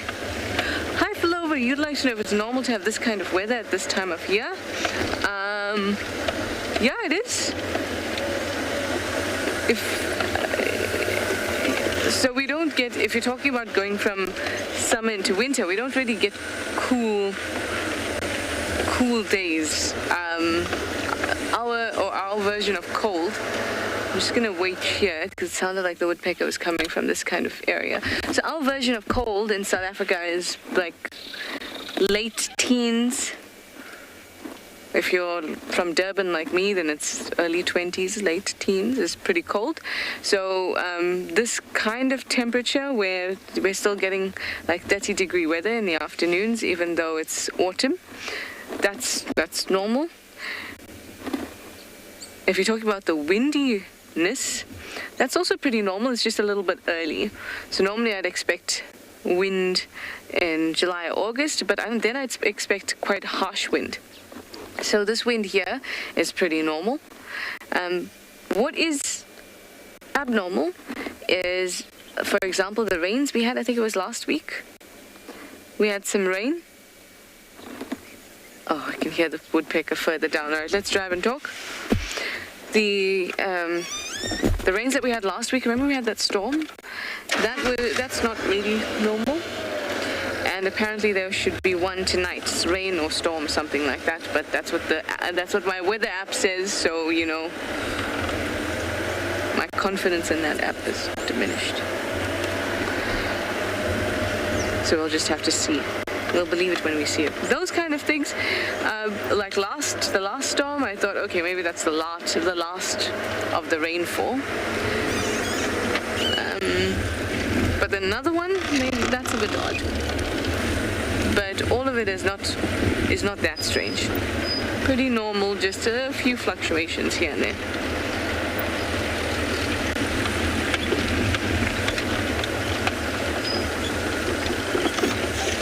Okay, woodpecker, are you somewhere here?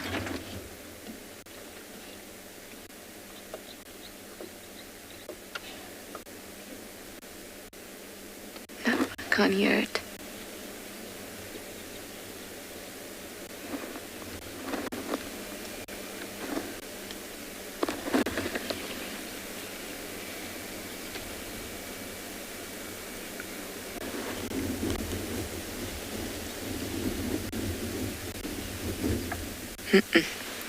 He's not here. So I have a feeling that this wind and cooler temperature that I'm feeling at the moment, I can sort of feel a bit of a pressure change. You all are able to feel that too. You just may not know that what you're feeling is a result of a pressure change. But sometimes you can get a bit of a headache.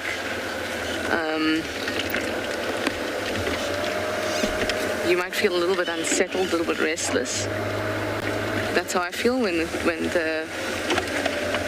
the pressure changes, and then once it passes or once the storm starts, then it feels fine again.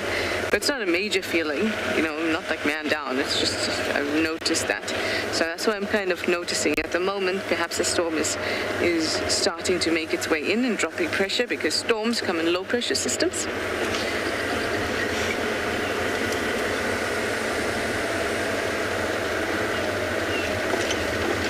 So let's see what happens. All right, wildebeest. We'll say hi to you now while we wait. See if I can hear my woodpecker again.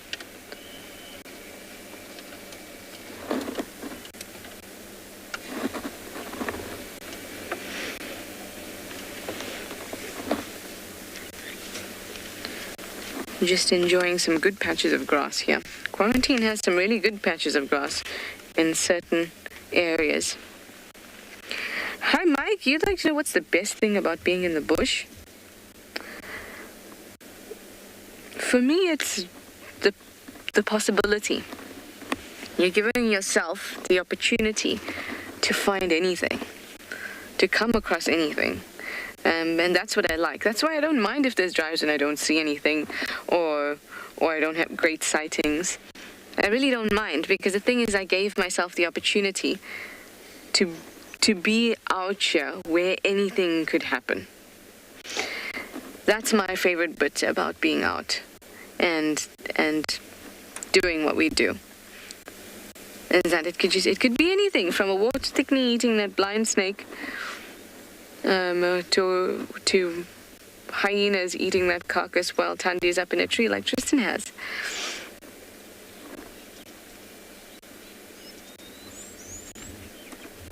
I love that.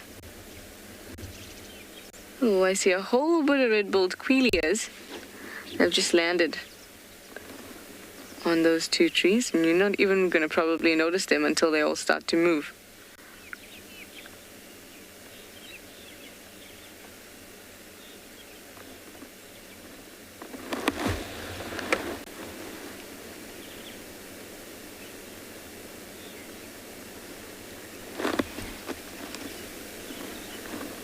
I love when one moves and then the others move. Or do we have sparrows here? They look like grey-headed sparrows.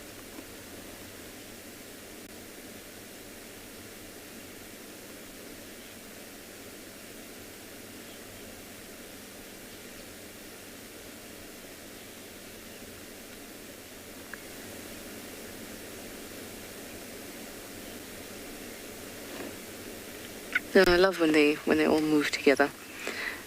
Very, very sweet. Definitely not the same magnitude as when quailias are all moving together, and then you hear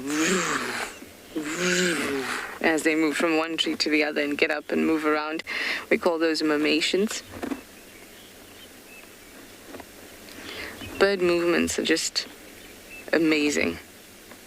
Really amazing. It's a similar thing when birds move together or in flocks. It's a similar thing to how antelopes have herds. In terms of wanting to keep somebody else between you and anything dangerous. Stacy, you'd like to know if I think that most of the herds have left? No, we don't get lots. Birds. There we go. Thank you. Because I was going to say we don't get much migration here anymore, at least. Historically, there used to be quite a lot. But you're talking about the birds, Stacy. Have most of the birds left? I think most of them have. I thought I saw a European bee-eater yesterday, but then on closer inspection I saw it was a little bee-eater. I think I might have just been hopeful. The woodland kingfisher that I saw like late last week, haven't seen it again.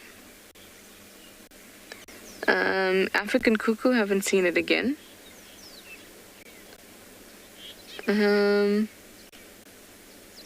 Haven't seen a European roller in a long time, but that one I think I already knew had gone.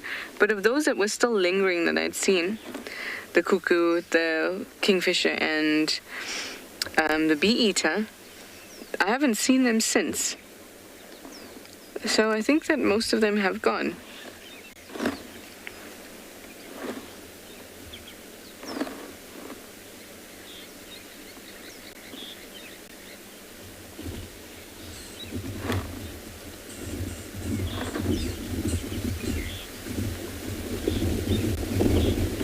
How peaceful.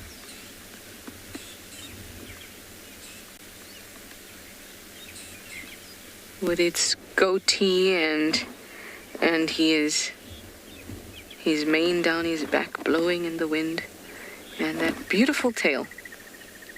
Gorgeous wildebeest. All right, let me send you over to Steve in Pridelands. I'm going to get moving towards Twin Dams.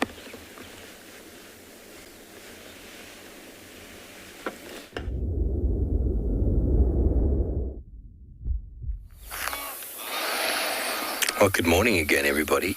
Welcome back to Pridelands, where sadly for some reason we haven't been able to broadcast for the last little while, but we've come all the way back down towards Leopard Dam after our failed attempt to follow up on monkey alarm calls. We got all the way to the north, and it seems as if they were then further north shouting. So we came all the way back to where we had our first monkey alarm calling, which was just over here. We've had no tracks.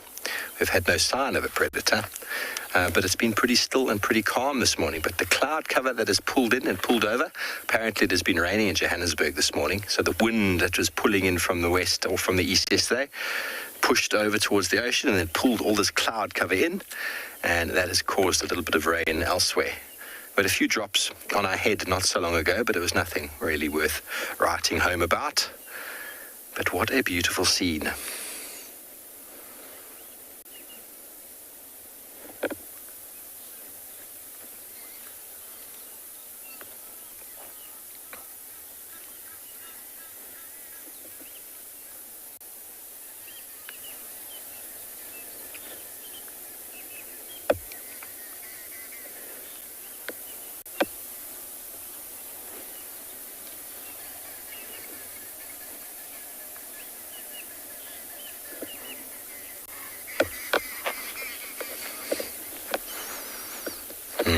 A beautiful, beautiful sky.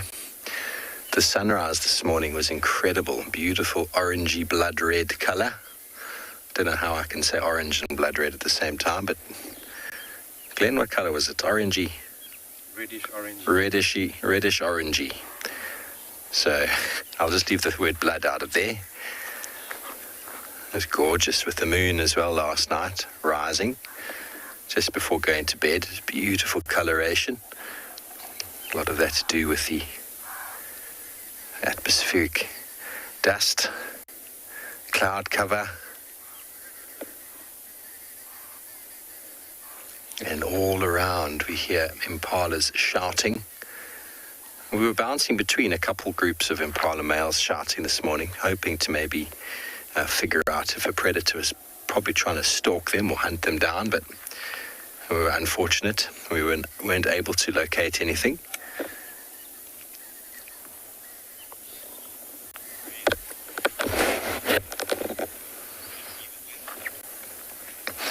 Graham, well, there's an eerily sort of quietness to the morning. It was quite warm last night and this morning, so I think it might have thrown a few animals off, but maybe a lot of the animals were active a bit earlier when it was cooler. I mean, I wasn't even wearing a jacket this morning, so this time of year, on my way through from Johannesburg 2 days ago, I bought some more gloves, some more warm gear, because anticipating quite a cold winter. Spent some time in Nelsvlei and it was very cold. So this little front has pulled in, and it definitely weather has an impact on animal behavior, animal movement.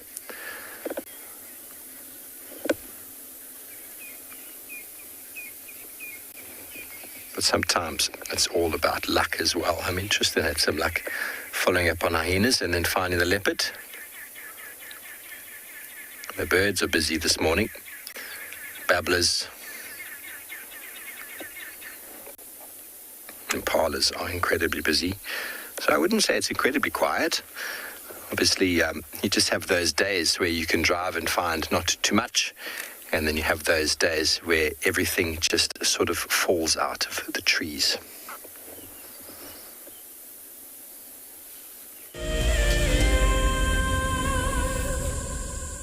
When on safari, there's nothing better than an evening spent under the stars chatting around a fire, with the sounds of the wild all around you. If you sign up to be a WildEarth Explorer, you can build your own memories by joining our guides for regular fireside chats. Subscription payments can be made by PayPal, credit card, and now bank transfer. WildEarth Explorers, it's in your nature.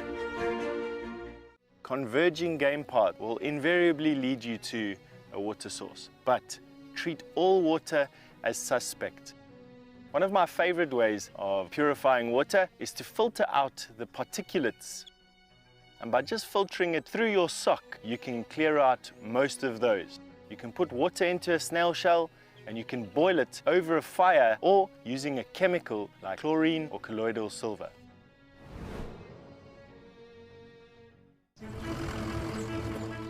My name is Taylor McCurdy and I work for Eco Training. I love hearing from all of the viewers. However, I particularly enjoy those of you who have been watching for a few years. Your questions are just so advanced and they really get me thinking. If you'd like to ask a question on WildEarth, you need to register on our website. Once you've done that, head to the live safari page and submit your questions below the live feed.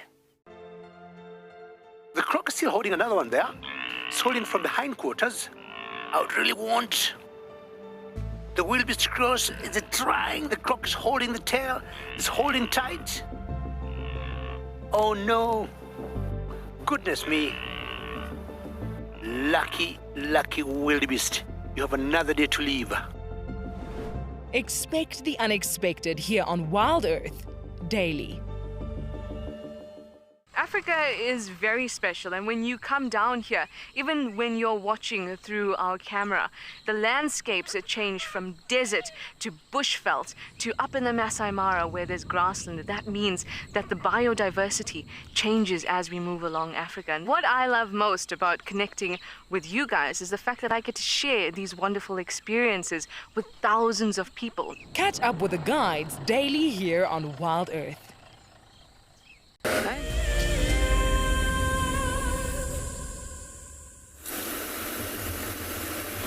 Well, still no luck for us, I'm afraid. I can't find Tandy coming out of the block anywhere, so I think she must have laid down there and we just missed her, and I don't know.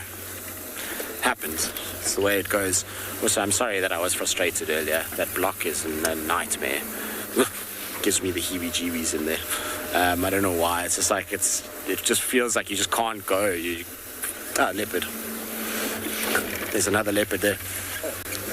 Yeah, Phinda, make your way here. I've located my reaps.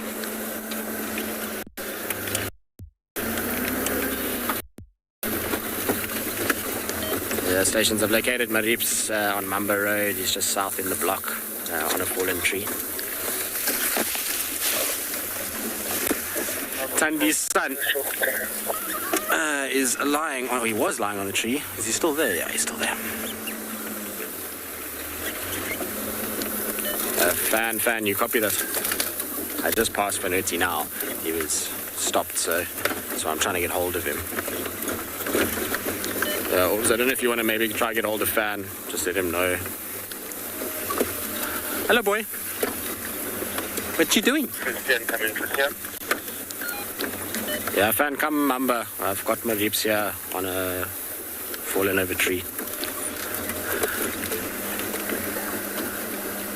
Hello, my boy. Aren't you on a and throne this morning? If you copy me, maybe come to check here at Cheetah Cut Line in junction with Puzzle Sport. There is the Mafazi and my daughter Ingwe. So it could be Tandy and Marip's. The trucks are heading north. Maybe she left that young boy maybe somewhere very close to Leopard Puzzle Sport. Yeah, Fan, I don't know if you can copy me. I have located Marip's on Mumba Road, inside Torchwood, south of the road on a fallen over tree.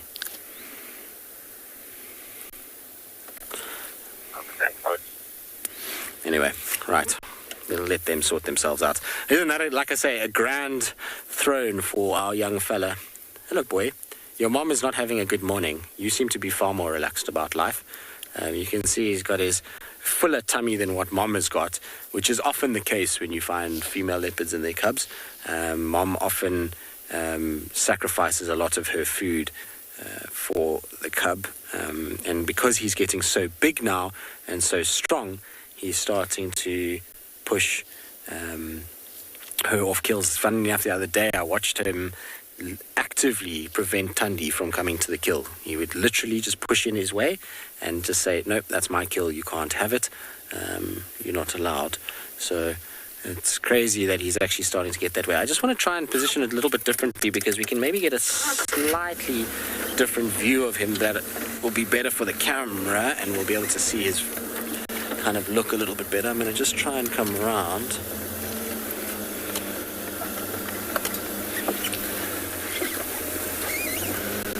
Nikonova, when do I think Tandy and Marips will split? I don't know. It's tricky to say. Not too long, I don't think. I think we'll find that they'll probably move within the next... well, he'll probably get pushed out maybe June, July, somewhere there. August, I don't know. It'll depend. He seems to be pretty independent and bumbles about and does his thing, so it wouldn't surprise me at all if he leaves fairly early. But we'll see. We'll see how it goes. She's still very much actively with him, and the bond is still very strong. So I expect that this will still be a while until these guys, well, until he's kind of pushed off and made to fend for himself. He is a magnificent cat, though, isn't he? Beautiful, beautiful boy. I mean, we've so spoilt at the moment with leopards. I mean, I don't know how we've managed to find as many as we have lately. It's been a huge amount of luck. That's for sure, and especially when they sit like this so beautifully out in a tree stump. Not always the easiest to spot them. I actually think this was not the worst spot, this particular one. But yeah, we've been lucky this morning, that's for sure. I just came on an off chance that maybe we would find him here because I know that the signal drops off quite quickly from this spot. But yeah, we got lucky and he kind of was here. Just goes to show sometimes it's just all about chance and looking at the right place at the right time. I was just waiting for this vehicle to figure out where they wanted to be. I'm going to go back actually a little bit further even. I want to kind of see him down the sort of trunk. He's about 13 months now, so he's roughly, I mean, we think he's around that age because remember when James found him, it was in April, and James reckoned he was about 6 weeks at that point, so yeah, about 13 months. That's what I reckon he is now. So roughly 13 and a half months. Now, Tandy has left her cubs before at 15 months, 14 months, 15 months, somewhere there. But generally around 16, 17 months. So that's why I say like June, July. Should be about a good age for him to be on his own. Isn't that magnificent though?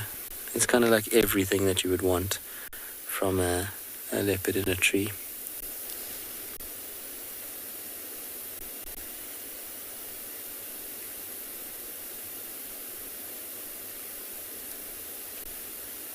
But it begs the question then, if he's here and she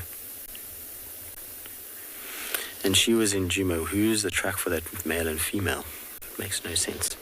I'll have to think about that. Kay, as you say, the size of his paws are massive. They are. It's crazy. I mean, he's got big paws. And if you actually put him in the tree like this, I know it's difficult because you're not in the same tree and it's not the same scale, but if you look at the bulk on his feet and his four limbs and his big paws and head, you can see just how much bulkier he is than Tandy already.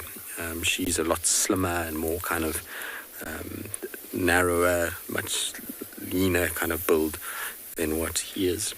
He's a large cat now. And he's going to be a beautiful leopard when he grows. He's going to have a tough time though. It's not going to be easy for him.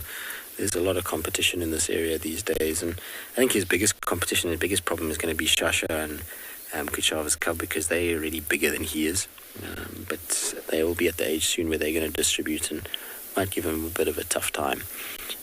Mulawati will be fine, and we're pretty sure Mulawati is his father, so you shouldn't have to worry about Mulawati for another year at least. But Nhlangula is pushing south, Tortoise Pan, Tavanguni, a lot of leopards that these young boys need to be very careful of. Don't look at me like that, like I brought them here. I didn't bring them here.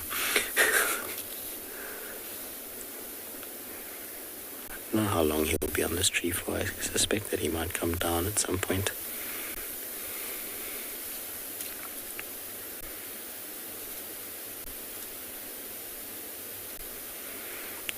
Amazes me. You can go days where you track and you look and you search and you go high and low and you don't find these cats at all. And it just feels like it's the other one in the areas as well. If only every day was as easy as this. Although I don't think that would be the best thing. I actually quite like that some days are an absolute challenge and difficult. It really makes, when you find them like this and when you see them as much as we've seen them, that much better. You feel like you achieve something when you find them after a couple of days of hard work. When it's just easy and, you kind of... Oh, he is beautiful. Isn't this ridiculous? He's watching dwarf mongoose. Why would you stop behind the branch? Let me just go forward for you a little bit.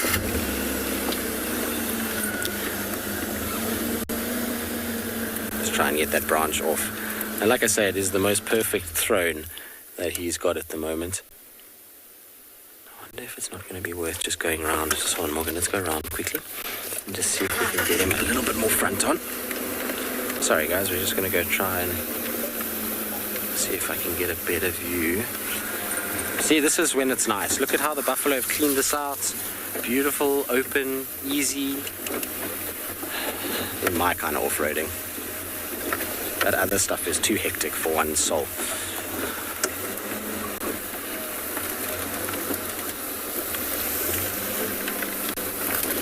Right, let's try and see. Right, if we get in here, it might be very, very pretty with him kind of on the log, looking this way. All right. Well, while we kind of figure out whether this is the best spot or not, let's send you across to Phinda. They've got cats stalking.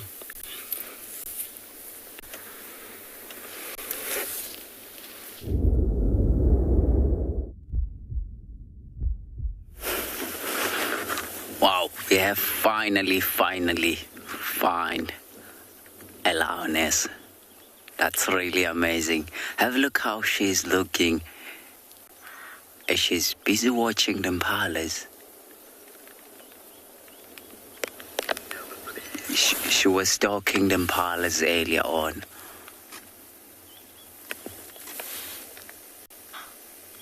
You can just see the impalas are busy running away.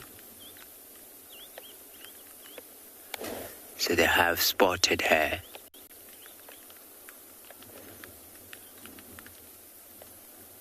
Off they go.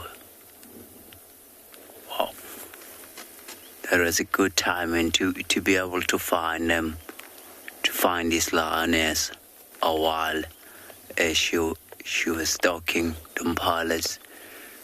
It was really amazing. But she still are sitting up and watching them. I'm not too sure yet how many lions are around here, But because we're gonna spend time around here and assess how many lions. But in this pride, if they're all together, there's 2 lionesses, 3 older male cubs, and 2 set of 2 are younger cubs. But for now, we can only see 1 lioness. Wow, she's so pretty. So the direction where she's looking right now, there were some zebras earlier on. Although with impalas running away shouting, the zebra will be alert as well.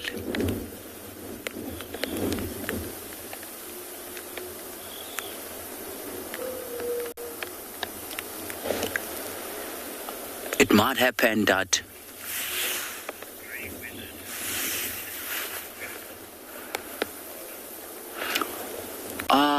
Carla, yes it does, and because it's a lot cooler, so they're quite active.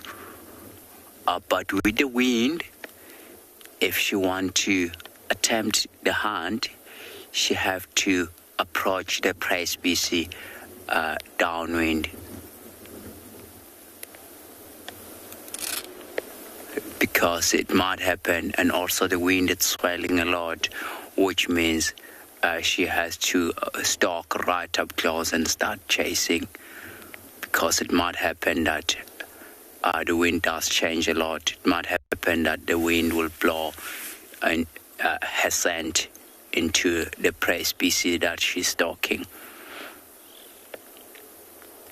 But with this kind of weather, and have a look, she looks very, very alert.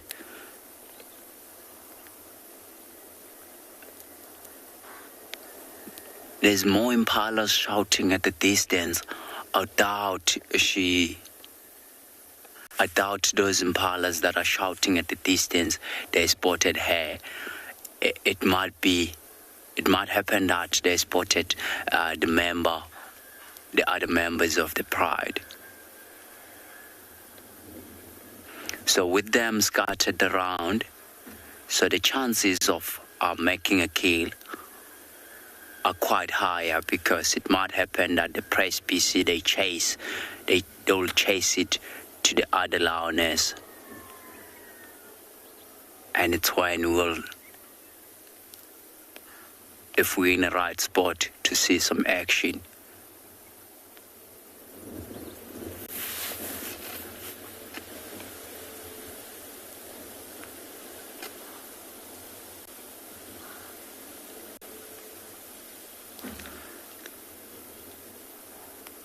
Have a look how she's got her head locked.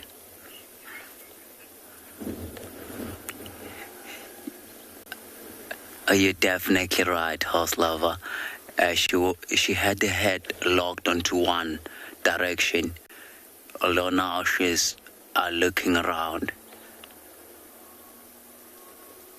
But in front of her, where she was watching earlier on,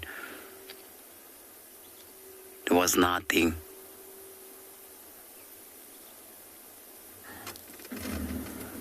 It might happen that she want impalas to get a little bit further away, then she start walking. Because she knows that if she start walking now, all other prey species in the area, they will be alert, and her chances of making a kill will be much slimmer.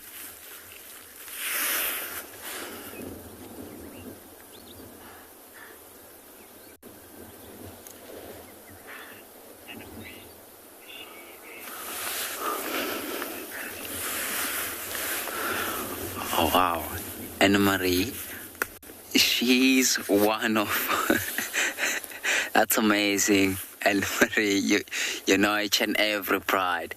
So she's one of the a Bayala lioness. Like, she's got very pretty face.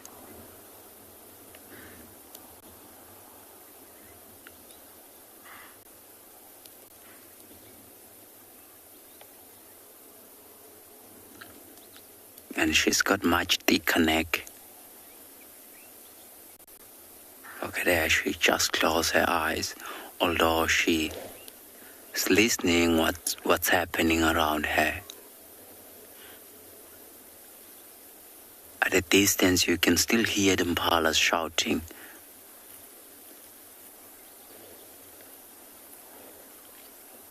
Now she's watching. She's looking straight onto our direction.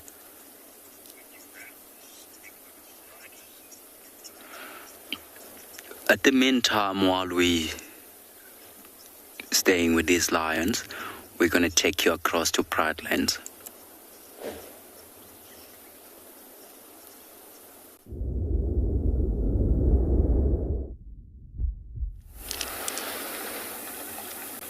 Welcome back, everybody. Well, when you were last with us, we were standing right there. So, a very good indication of elephants' relaxed or upset behavior. They would know we were there. They would smell. We were standing right there, 10 minutes ago? And if they were not happy with the smell of people, they would have moved from that area and drunk somewhere else. Our residual smell can stay for quite some time in one place. Obviously, we can't smell. We could just pick up on the tracks of ourselves. But animals out here have got an incredible sense of smell. And here we have another wonderful group of elephants having a drink.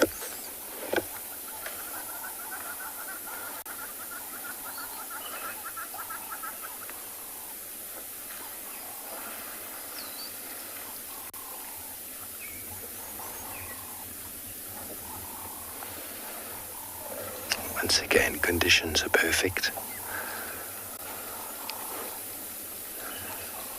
We're on the opposite side of the water. The wind is blowing across them, sort of towards the right.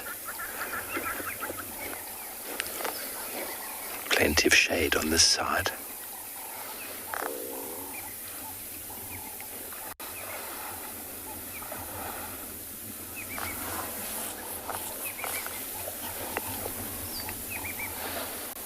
As soon as you left us last time, the sun peeked its head out from behind the clouds, and that was probably the call.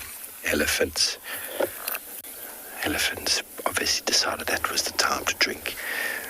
Everyone, these sightings are incredible on foot. I mean, elephants in a car are a magical experience, but to be, per se, out of your comfort zone. Yeah, they're having a big chat with each other now. Being on foot with these gentle giants, everyone, is life-changing. Life-changing.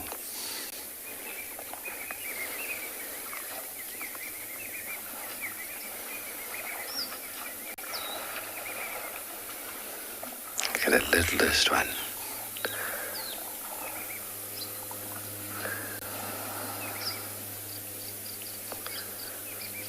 So we had some relatively fresh dung there. It was probably from early this morning.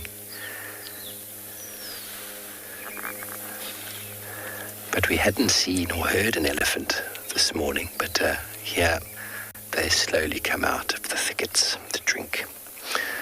Okay, well, we're going to stay right here while we send you over to Busani and his lions.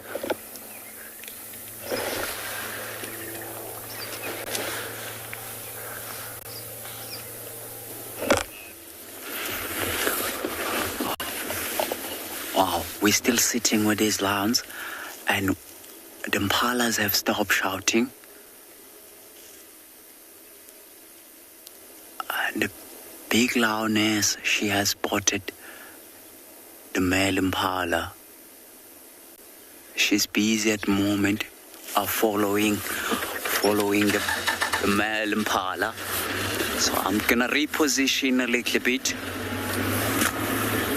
so that we don't lose the sight of this female. But she looks very interested on those impalas. Although the impalas are getting away from her,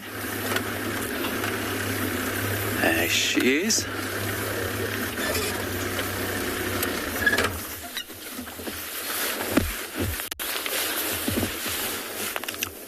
So she's still watching them.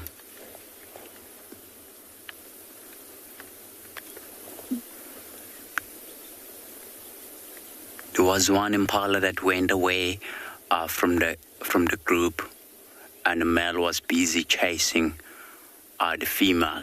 Now he's gone back to the head. So because in the head of those impalas there's a lot of them, and for her to get right up close to them and not being seen, the chances are very slim.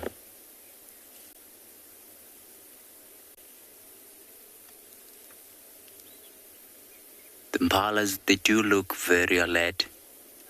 So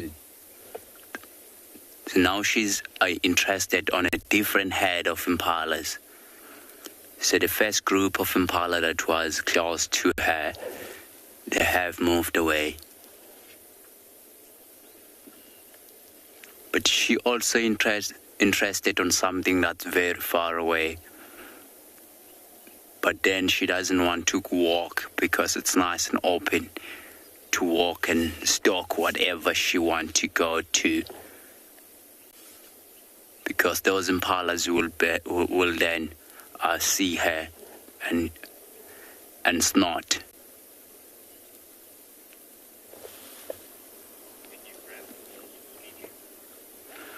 I think for now, because she has found a nice comfortable spot, although she does look awake, we're gonna stick with them and see what they're gonna do.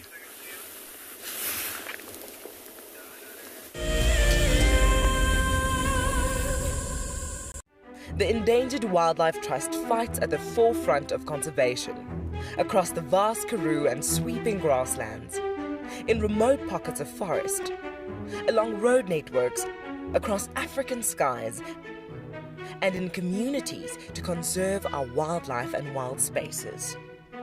Help us to protect forever, together. Donate now at ewt.org.za. Riverbeds are a great way to find water and look for places where elephant have excavated hollows.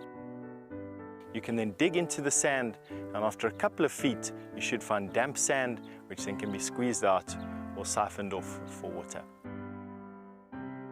And with water being one of our scarcest resources, it is a good idea to conserve water where and how you can. My name is Lauren, and I'm currently working in Djuma Private Game Reserve here in South Africa. I love answering your questions during the live safaris. It's my favorite part. It feels like you're on the vehicle with me, and I'm able to teach you exactly what you want to know. If you want to ask a question on WildEarth, then you need to register on our website. Once registered, you must go to the live safari page and ask your question below the live feed.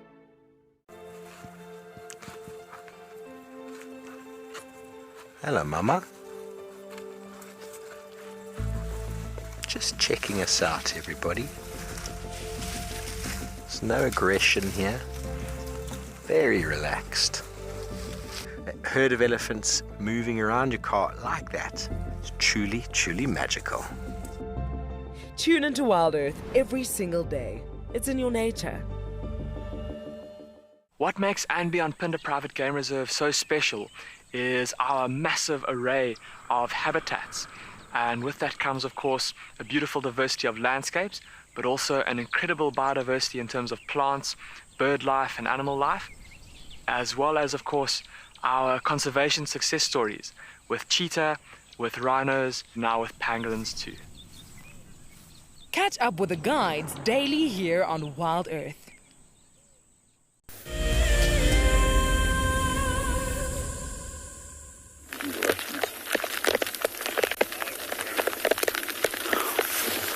Wow. There's some interaction that's happening at the moment with the two Sabi Sand male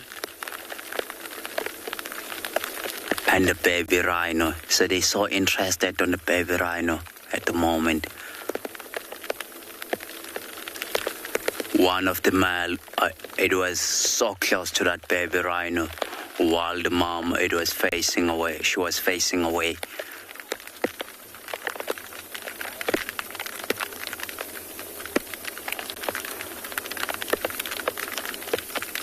But then the mom will be very protective against that little one.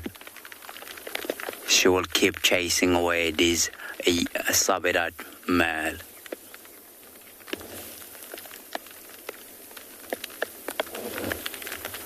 She's still grazing along, not too far away from these two Sabi Sand males.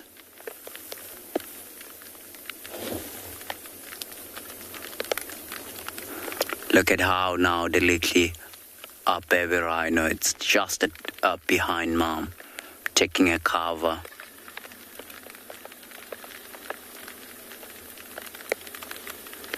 Wow.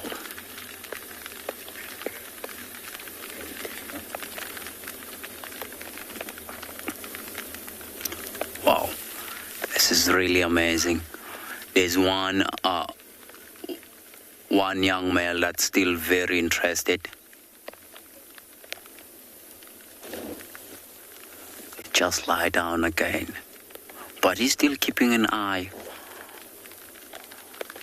onto the rhino.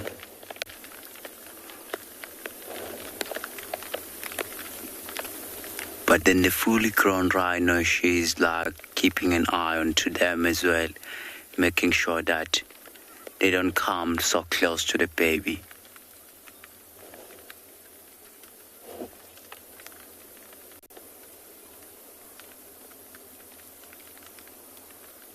But look at the size of the eyes of the rhino. It's so small compared to the rest of the body.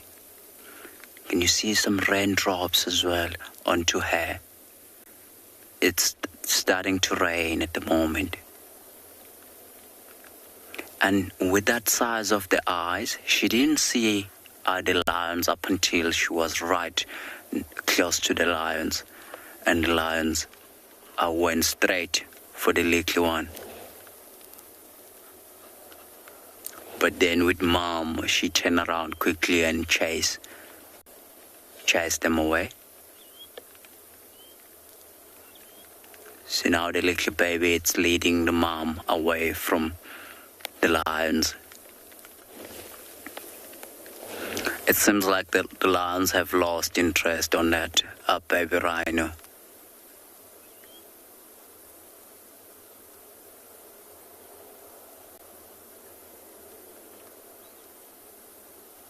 So that baby rhino, it is quite vulnerable to the lions. But because these two Sabi Sand are still very young and they don't have an experience to hunt. It has happened here before whereby we lost, I think, 2 rhinos against lions. But it was more teenager rhino, which it was a little bit bigger.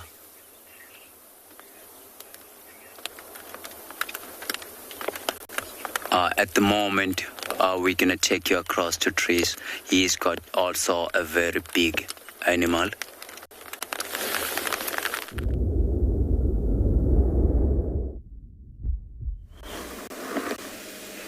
We have a beautiful elephant roadblock here in the Milwaukee. This bull is giving us a great show. Hasn't been displaying to us anything like that, just looking at us, gave us a bit of a hello, at least that's what I like to think. Pleasantly eating. Now moving off to the rest of the group. He's been having a great time here, just taking everything and anything he can. A bit of grass, a bit of leadwood, a bit of that senna species. Just a whole lot, everything. A bit of sage, everything was just pulled in like a nice, great, big mixed salad.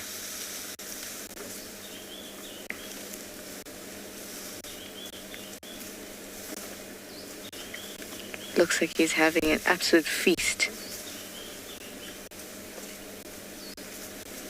Down in the drainage is where some of the best vegetation can be found, and elephants know that. Apart from that, it's also where some nice fresh water can be found if they dig. So it's a good morning out to be spent if you spend it here in the Mowati. I'm sure you can see the other two in the background there.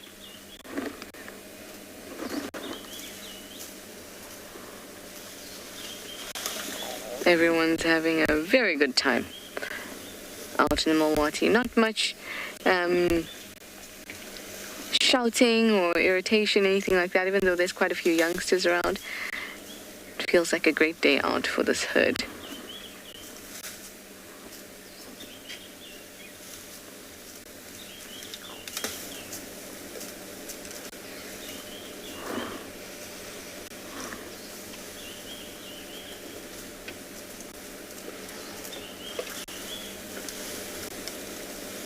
You can hear the big ears flap and hit the body.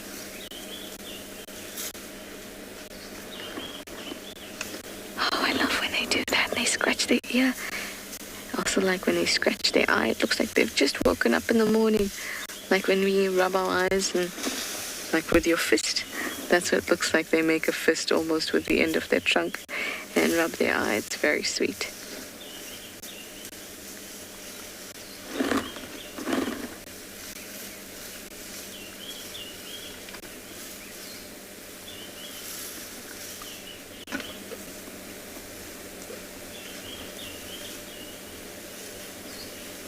I'm often asked how large these ears are, and we've thought about it, and the one time a young girl asked about it, and I described it as 1/6 of the body. So if you took the ear size, you could put 6 of them on one side of the body. That's a cool way to describe it to a child, but just to describe it to general audience, it's about 20% of the total surface area of the body, so that's quite a lot. It's really, oh, there we go, the eye. LP, you'd like to know how many muscles are there in the trunk of an elephant? It's described as between 50,000 and 150,000, and that has a lot to do with the definition of the muscle. So muscles that run like across the trunk and down the trunk sometimes can be counted as each individual muscle, because even if the muscles are running longitudinally or transversely or whatever, they're still broken up into different parts. But sometimes just that one part can be counted as one muscle, where ordinarily or more technically that one part can actually be counted as 3 muscles. So that's where the discrepancy is. So it's a definition thing, but usually it's described as 50,000 to 150,000 different muscles. Because there's flexion and extension, like a telescopically, and then there's also the great movement and dexterity, right, left, across, up, down, of the actual trunk, actual movement. But, oh, lovely. You can eat, drink, and do everything else all in one.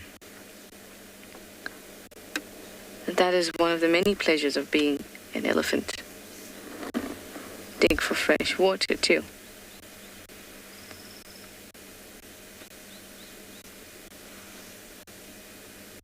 Yes. No wasting time by doing these things separately. What's the point?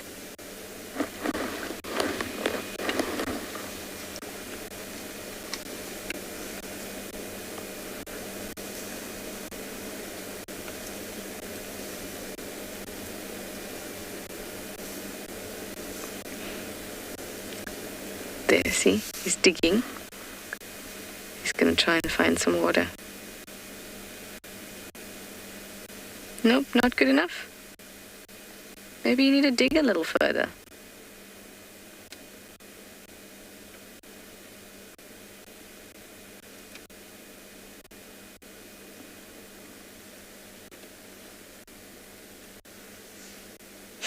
Just tossing some mud now.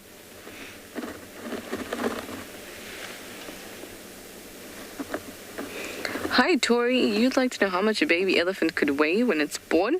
Obviously, there's some difference. Not every baby elephant weighs the same, but it's about 100 to 120 kgs when it's born. So that's a big baby. That's a huge baby. There can be some that are born very small. When I mean very small, I mean like 80 to 100 kgs, but 100 to 120 is the average weight of a elephant at birth.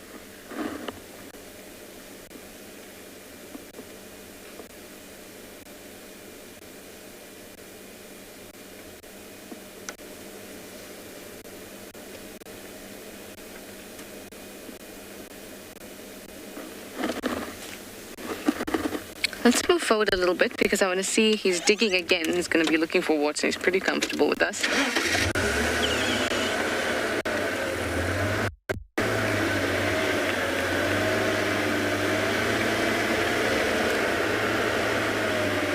I'll just stop here.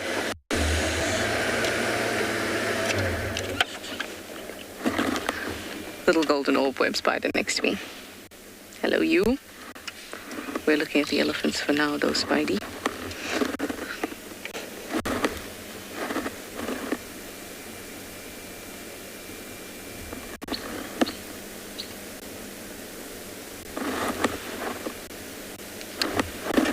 So let's just watch his trunk. First, he'll dig with his foot as he had, and then he'll use his trunk to kind of move around. There, he's got some water.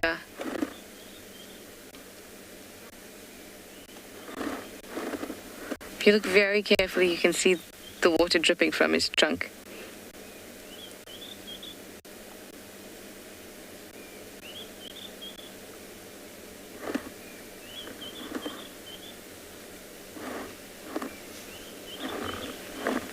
Tossing out some sand again.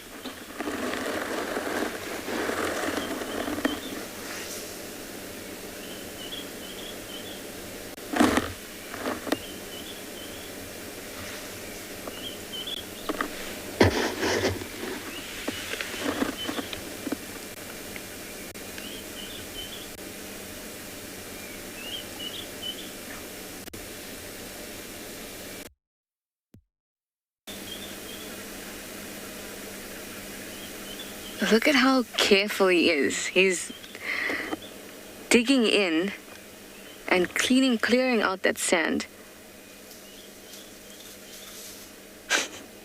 Maybe that one was a bit more violent than the other cleaning that he was doing. But he's slowly pulling the sediment out of that water, hoping that he'll take enough out that there'll actually be some good amount of water that is drinkable.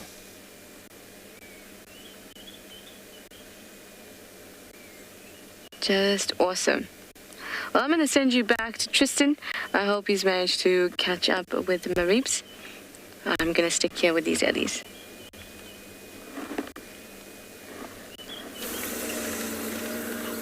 Well, we did have a view of Mareeps, but he obviously just moved now. He's on the move, slowly heading kind of towards Djuma. Just going to try and get ahead of him again and see if we can pick him up. We're not far actually from the boundary now. He's just slowly plugging his way south and kind of west towards the cut line. I'm hoping he's going to go into one of these trees for a bit of shade. It's gotten beastly warm all of a sudden. I don't know if this is the calm before the storm, because generally if it starts raining at Phinda and it's raining in Johannesburg, we start to get it after that. And so I wonder if maybe, just maybe, like I say, this is the heat before that rainy weather comes our way. Let's see if he pops up into this marula. If he does, we'll be an absolute treat. No, we need to sit right there.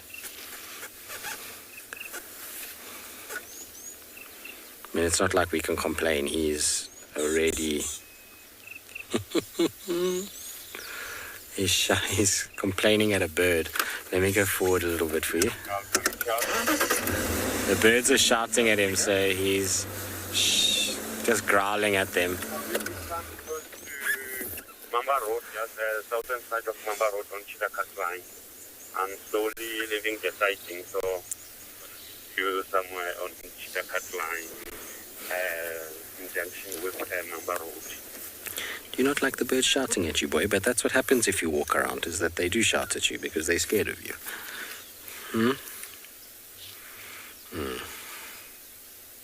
Come on. He's going to have to find some shade at some point because he's, like I say, gotten hot. Where he was lying earlier on that stump was beautiful while there was some cloud, but I think as soon as it starts to get warm, just trying to find some semblance of shade. You can hear the birds. I'm going to keep quiet now.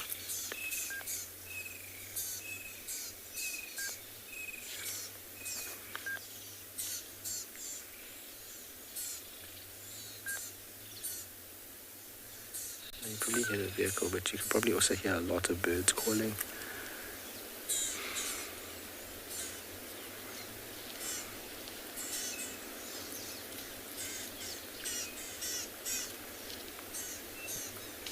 The guy's growling and you see how his tail's up. So the tail's just telling everybody, stop shouting at me, leave me alone.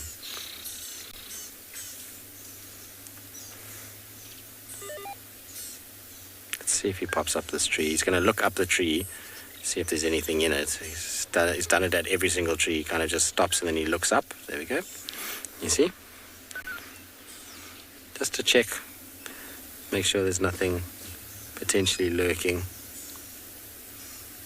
Shame, my boy. Are you getting upset with all the birds shouting at you? Alright, well, we'll keep up with him and see where he goes. In the meantime, let's send you across to Steve.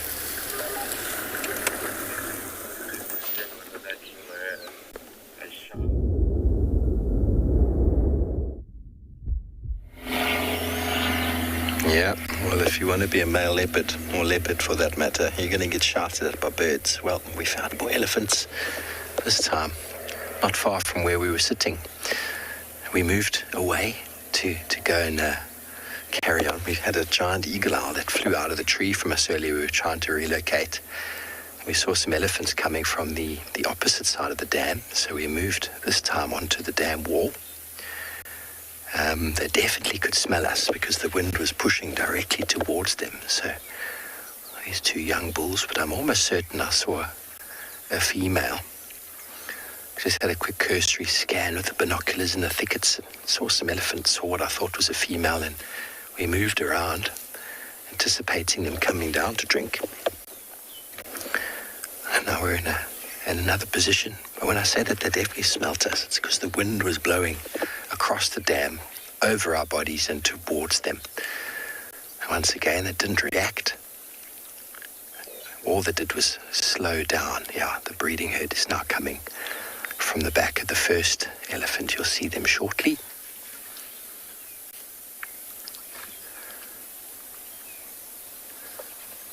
So elephants do one of three things if they smell you. They either react and trumpet and make a noise, or they don't do anything, they continue on doing what they were doing.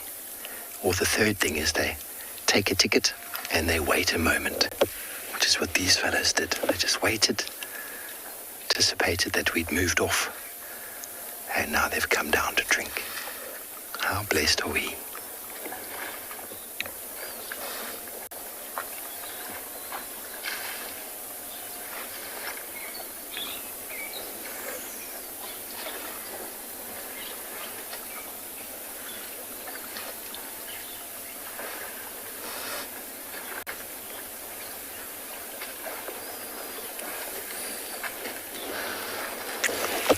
Peter, I don't know how fast they grow. Probably a couple inches a year. No, an inch a year. I don't know, I'm sure there's some math behind it. But there's no hard and fast rule, I suppose, because you get genetically some elephants have bigger tusks than others, and they must grow faster than others. So I don't know what the actual mathematical equation is. For example, Isolweni, big tusker. Find another bull of the same age, doesn't have the same length of tusks. His tusk length is obviously much shorter, growing potential shorter. I really don't know. What I can tell you is that they're constantly growing.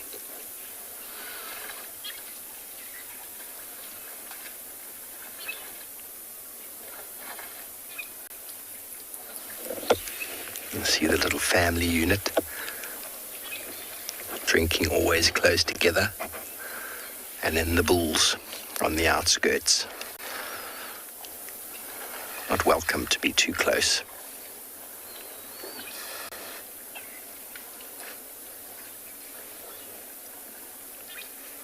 And where those bulls are on the right is exactly where we were sitting for our last segment. I was sitting right there. So they're not concerned, not bothered by our presence at all, which is so amazing that we're able to share these places with these animals. And this is what being on foot is all about. What we train guides to do is to be able to see these animals on foot without them reacting, without them changing their behavior, and without them being negatively impacted in any way. That is sort of the rule. That's what you aim for. Alison, what a beautiful scene. I can't agree with you more. We might just hang around Leopard Dam for the next 12 days. That's where all the action seems to be, and we've got very good signal.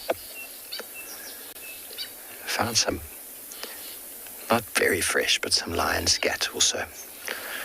Just before we saw the elephants, actually.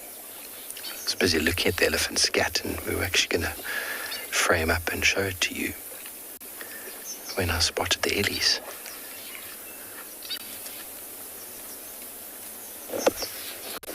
Okay, now that one has picked up on something. The tail is stiff. The whole herd is reacting to it now.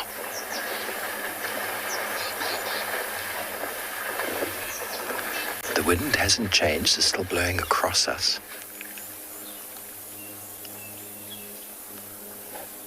We're standing in defensive formation.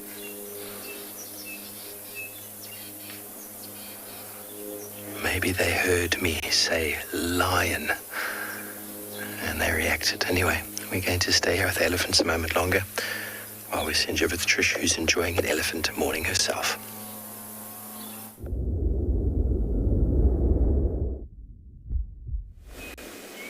Well, this is the best view we've got of our elephants at the moment. We've had to come out of the Mulwati and onto the top, onto Twin Dams Road. Just getting a bit tight in the Mulwati, and they were moving up. But they moved quite quickly, so now they're into a block west of where we saw them, and this is the last one that we see here.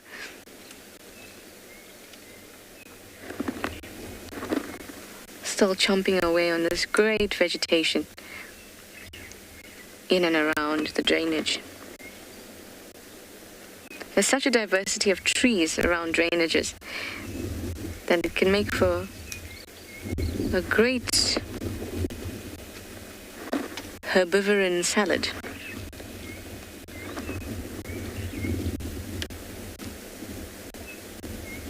But a lot of the time what grows or what can grow in and around drainages are not their first preference, but like bigger things, like the magic guari.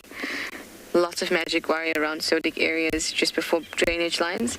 They won't eat too much of that, but they go after very specific trees when they're in there. Jackalberry, the usual combretums that they love, but there are not too many of them in the drainage.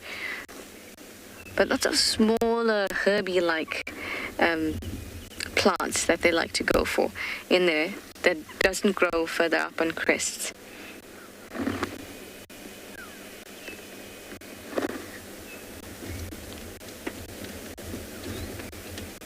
Now are you going to turn up and come towards us?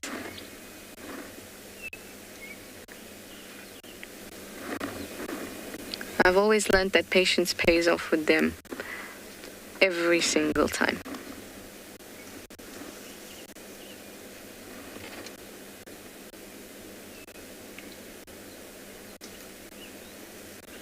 So just sitting and waiting is always very, very valuable instead of moving all the time. If they, I mean, you can obviously move a lot if they're comfortable with you.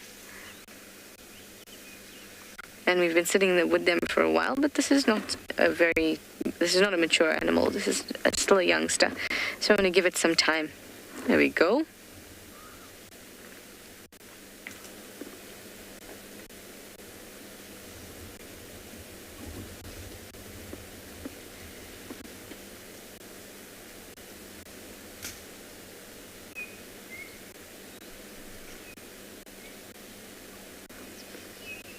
Now a little taste of some knobthorn. It even tasted some of the bushveld saffron. Even tried a bit of that. You guys say they're really relaxed around me. It's always a two-way street. If you're relaxed, they're relaxed. If you give them space, then they feel very, very comfortable. And then you're just two animals existing in the same space. And this isn't always like this, but you got to work to get it like this. It's one of my favorite things to do out here, is to just sit and wait with them and watch them. Spend a lot of time just watching them, even, when we're not live. During segments, I'll just be sitting and watching them. See what they're doing, talk to them. I know that they don't understand me, but just the sound of your voice, my voice, lets them know that I'm not a predator. Otherwise, if I was a predator, if I was going to hurt them, I'd be trying to hide. Yet I'm so openly making sounds. And then the longer they spend with me, the more they realize, oh, okay, she's harmless.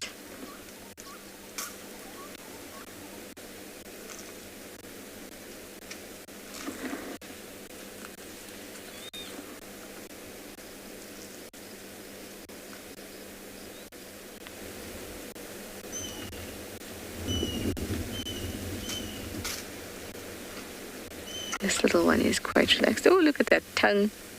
So pink. Hi there, little one. I know you're not that little, but you're still very cute.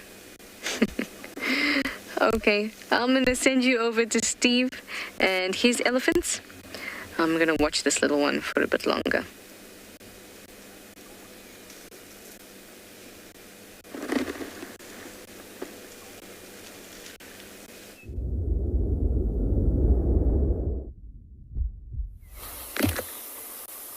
Well, welcome back. I think there must have been a slight shift in the wind just before, caused elephants to react. There's nothing you can do about shifts in wind. Cause elephants to sort of react and move around, and now all of them are there where we were sitting the first time. It was interesting, I was watching a young bull busy sniffing the stick I was holding on to when I was sitting earlier. Busy sniffing it and smelling where we'd been sitting and standing. Wonder what they're thinking when they pick up on those smells. They pick up on the residual smell on the ground, which they react quite differently to when they pick up on your actual smell.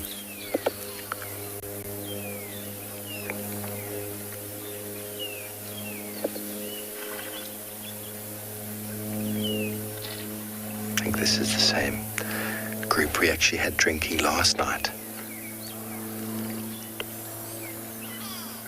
A very small little baby in amongst them.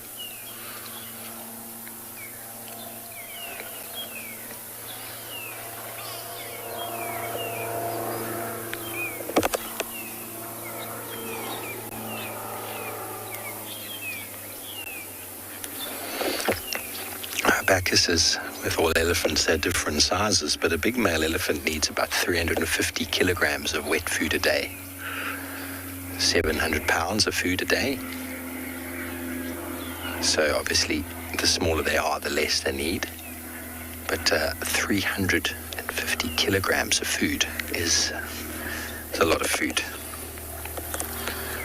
That's the constant eating. Big female like this on the left is probably about, I don't know, it's hard for me to say, but maybe 200 kilograms. And as they get smaller, they need less, although they're still constantly eating. Constantly eating.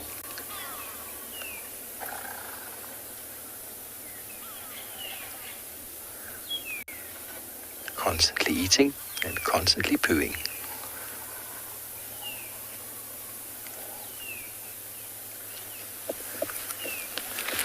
They are thinking again.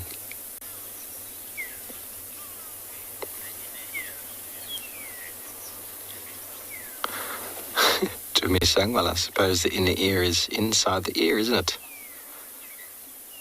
We've got the whole lobe, which is mainly designed for cooling. A huge African-shaped style lobe with elephant ear is mainly for cooling themselves. And then behind the eye, you've got that little hairy patch with a hole. And that is where the outer ear is. And then the inner ear is inside. So I don't know exactly how to answer that question. Little youngsters having a drink. That's what they're waiting for.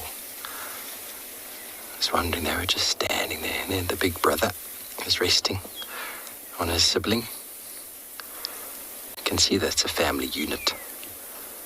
It's a mama on the left with her oldest son on the far right.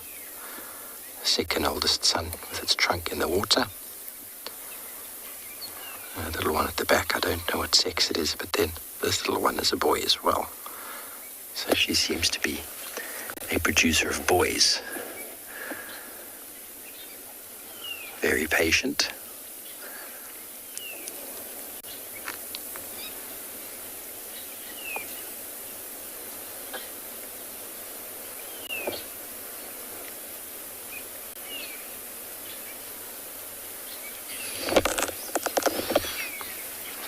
Debbie's very cute, eh? Now we often talk about, she knows the youngster's finished now, and now they're going to walk off. We often talk about elephant behavior and their sort of how they are interacting. If you find the youngsters in the open, you find the youngster drinking like that, you find them drinking, dust bathing, eating, and everything's good. Life is all in order. And just like that, a herd of elephants disappear into the thickets.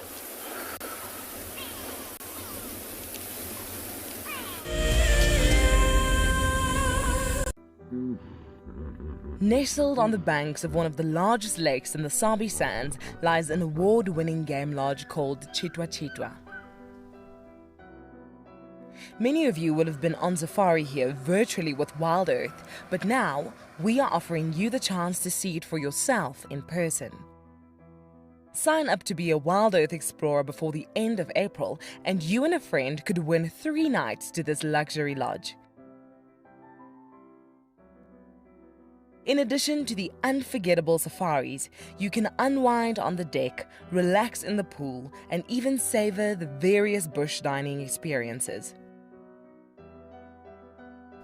Djuma's holistic approach to hospitality, with specific emphasis on conservation, will leave you with the very best memories of the African wild.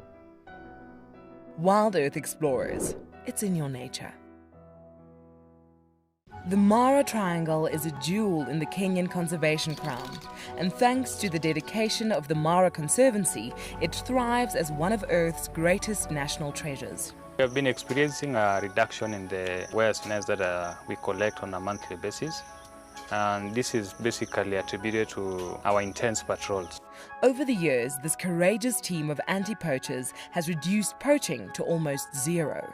Mimi naitwa Stephen Olereso. Nimefanya kazi miaka 16 sasa. Kuanzia mwaka 2002. Hao wanadamu ni wenye utua sana inaogofya ni wale wenye wanaenda kama ndovu. Wanatumia kama bunduki. Sasa hiyo ndio huwa inakuanga hatari sana kwa sisi. As a result of the global pandemic and the massive reduction in tourist revenue, the Mara Triangle is facing a financial crisis. They need your help if they are to continue their ability to protect this magical land. It's a huge privilege to be in these incredible places with these amazing animals. I love filming lions. When they do get up and do something, it's always spectacular. When they are playing, are incredibly fun to watch, especially subalterns and cubs. I love being in the bush and working in these incredible places with these amazing animals. We want to bring it to you so that you can almost feel like you're right there and be able to experience it and enjoy it the way.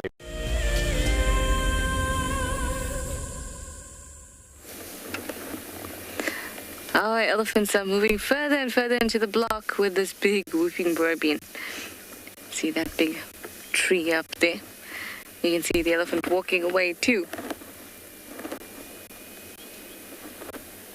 Man, I was so hoping they'd still be around for our last few minutes of the show.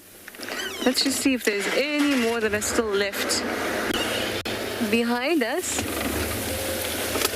That male was just, we had the coolest experience just before you came to us, where he came to the front of the vehicle very, very calmly.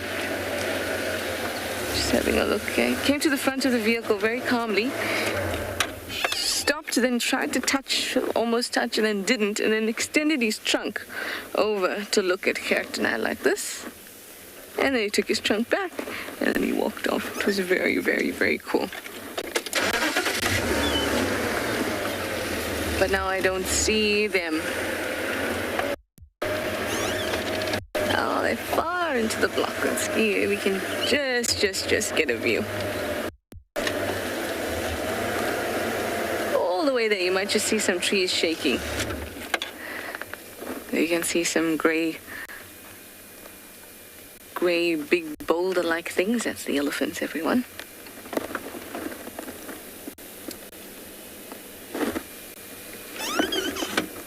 If I wait, let me move forward a little bit.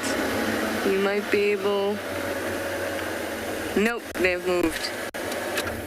They've moved further into the block, but that's okay.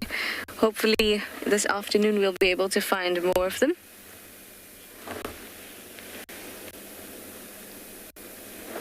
Matt, you are so right. You say it's amazing how such huge animals can just disappear.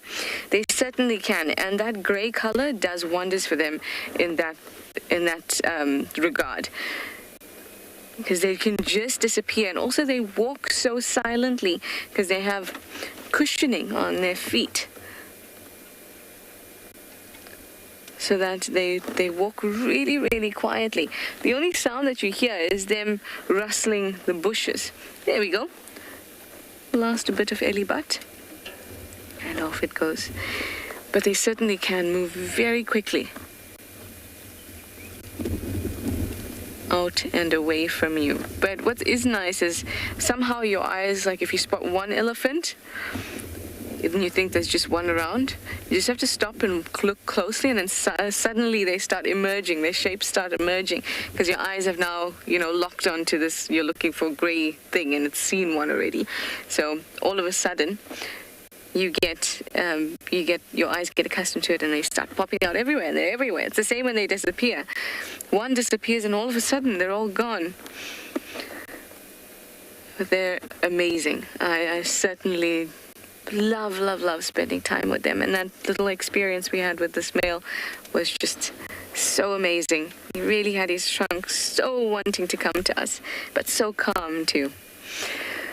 Anyway, guys, it's really, really hot and heating up now. We hope that the cloud cover will not get heavier this afternoon and we don't have a big storm, but we might. Either way, though, thank you all for your questions and your comments. We'll see you this afternoon for Sunset Safari. Bye-bye for now, everyone.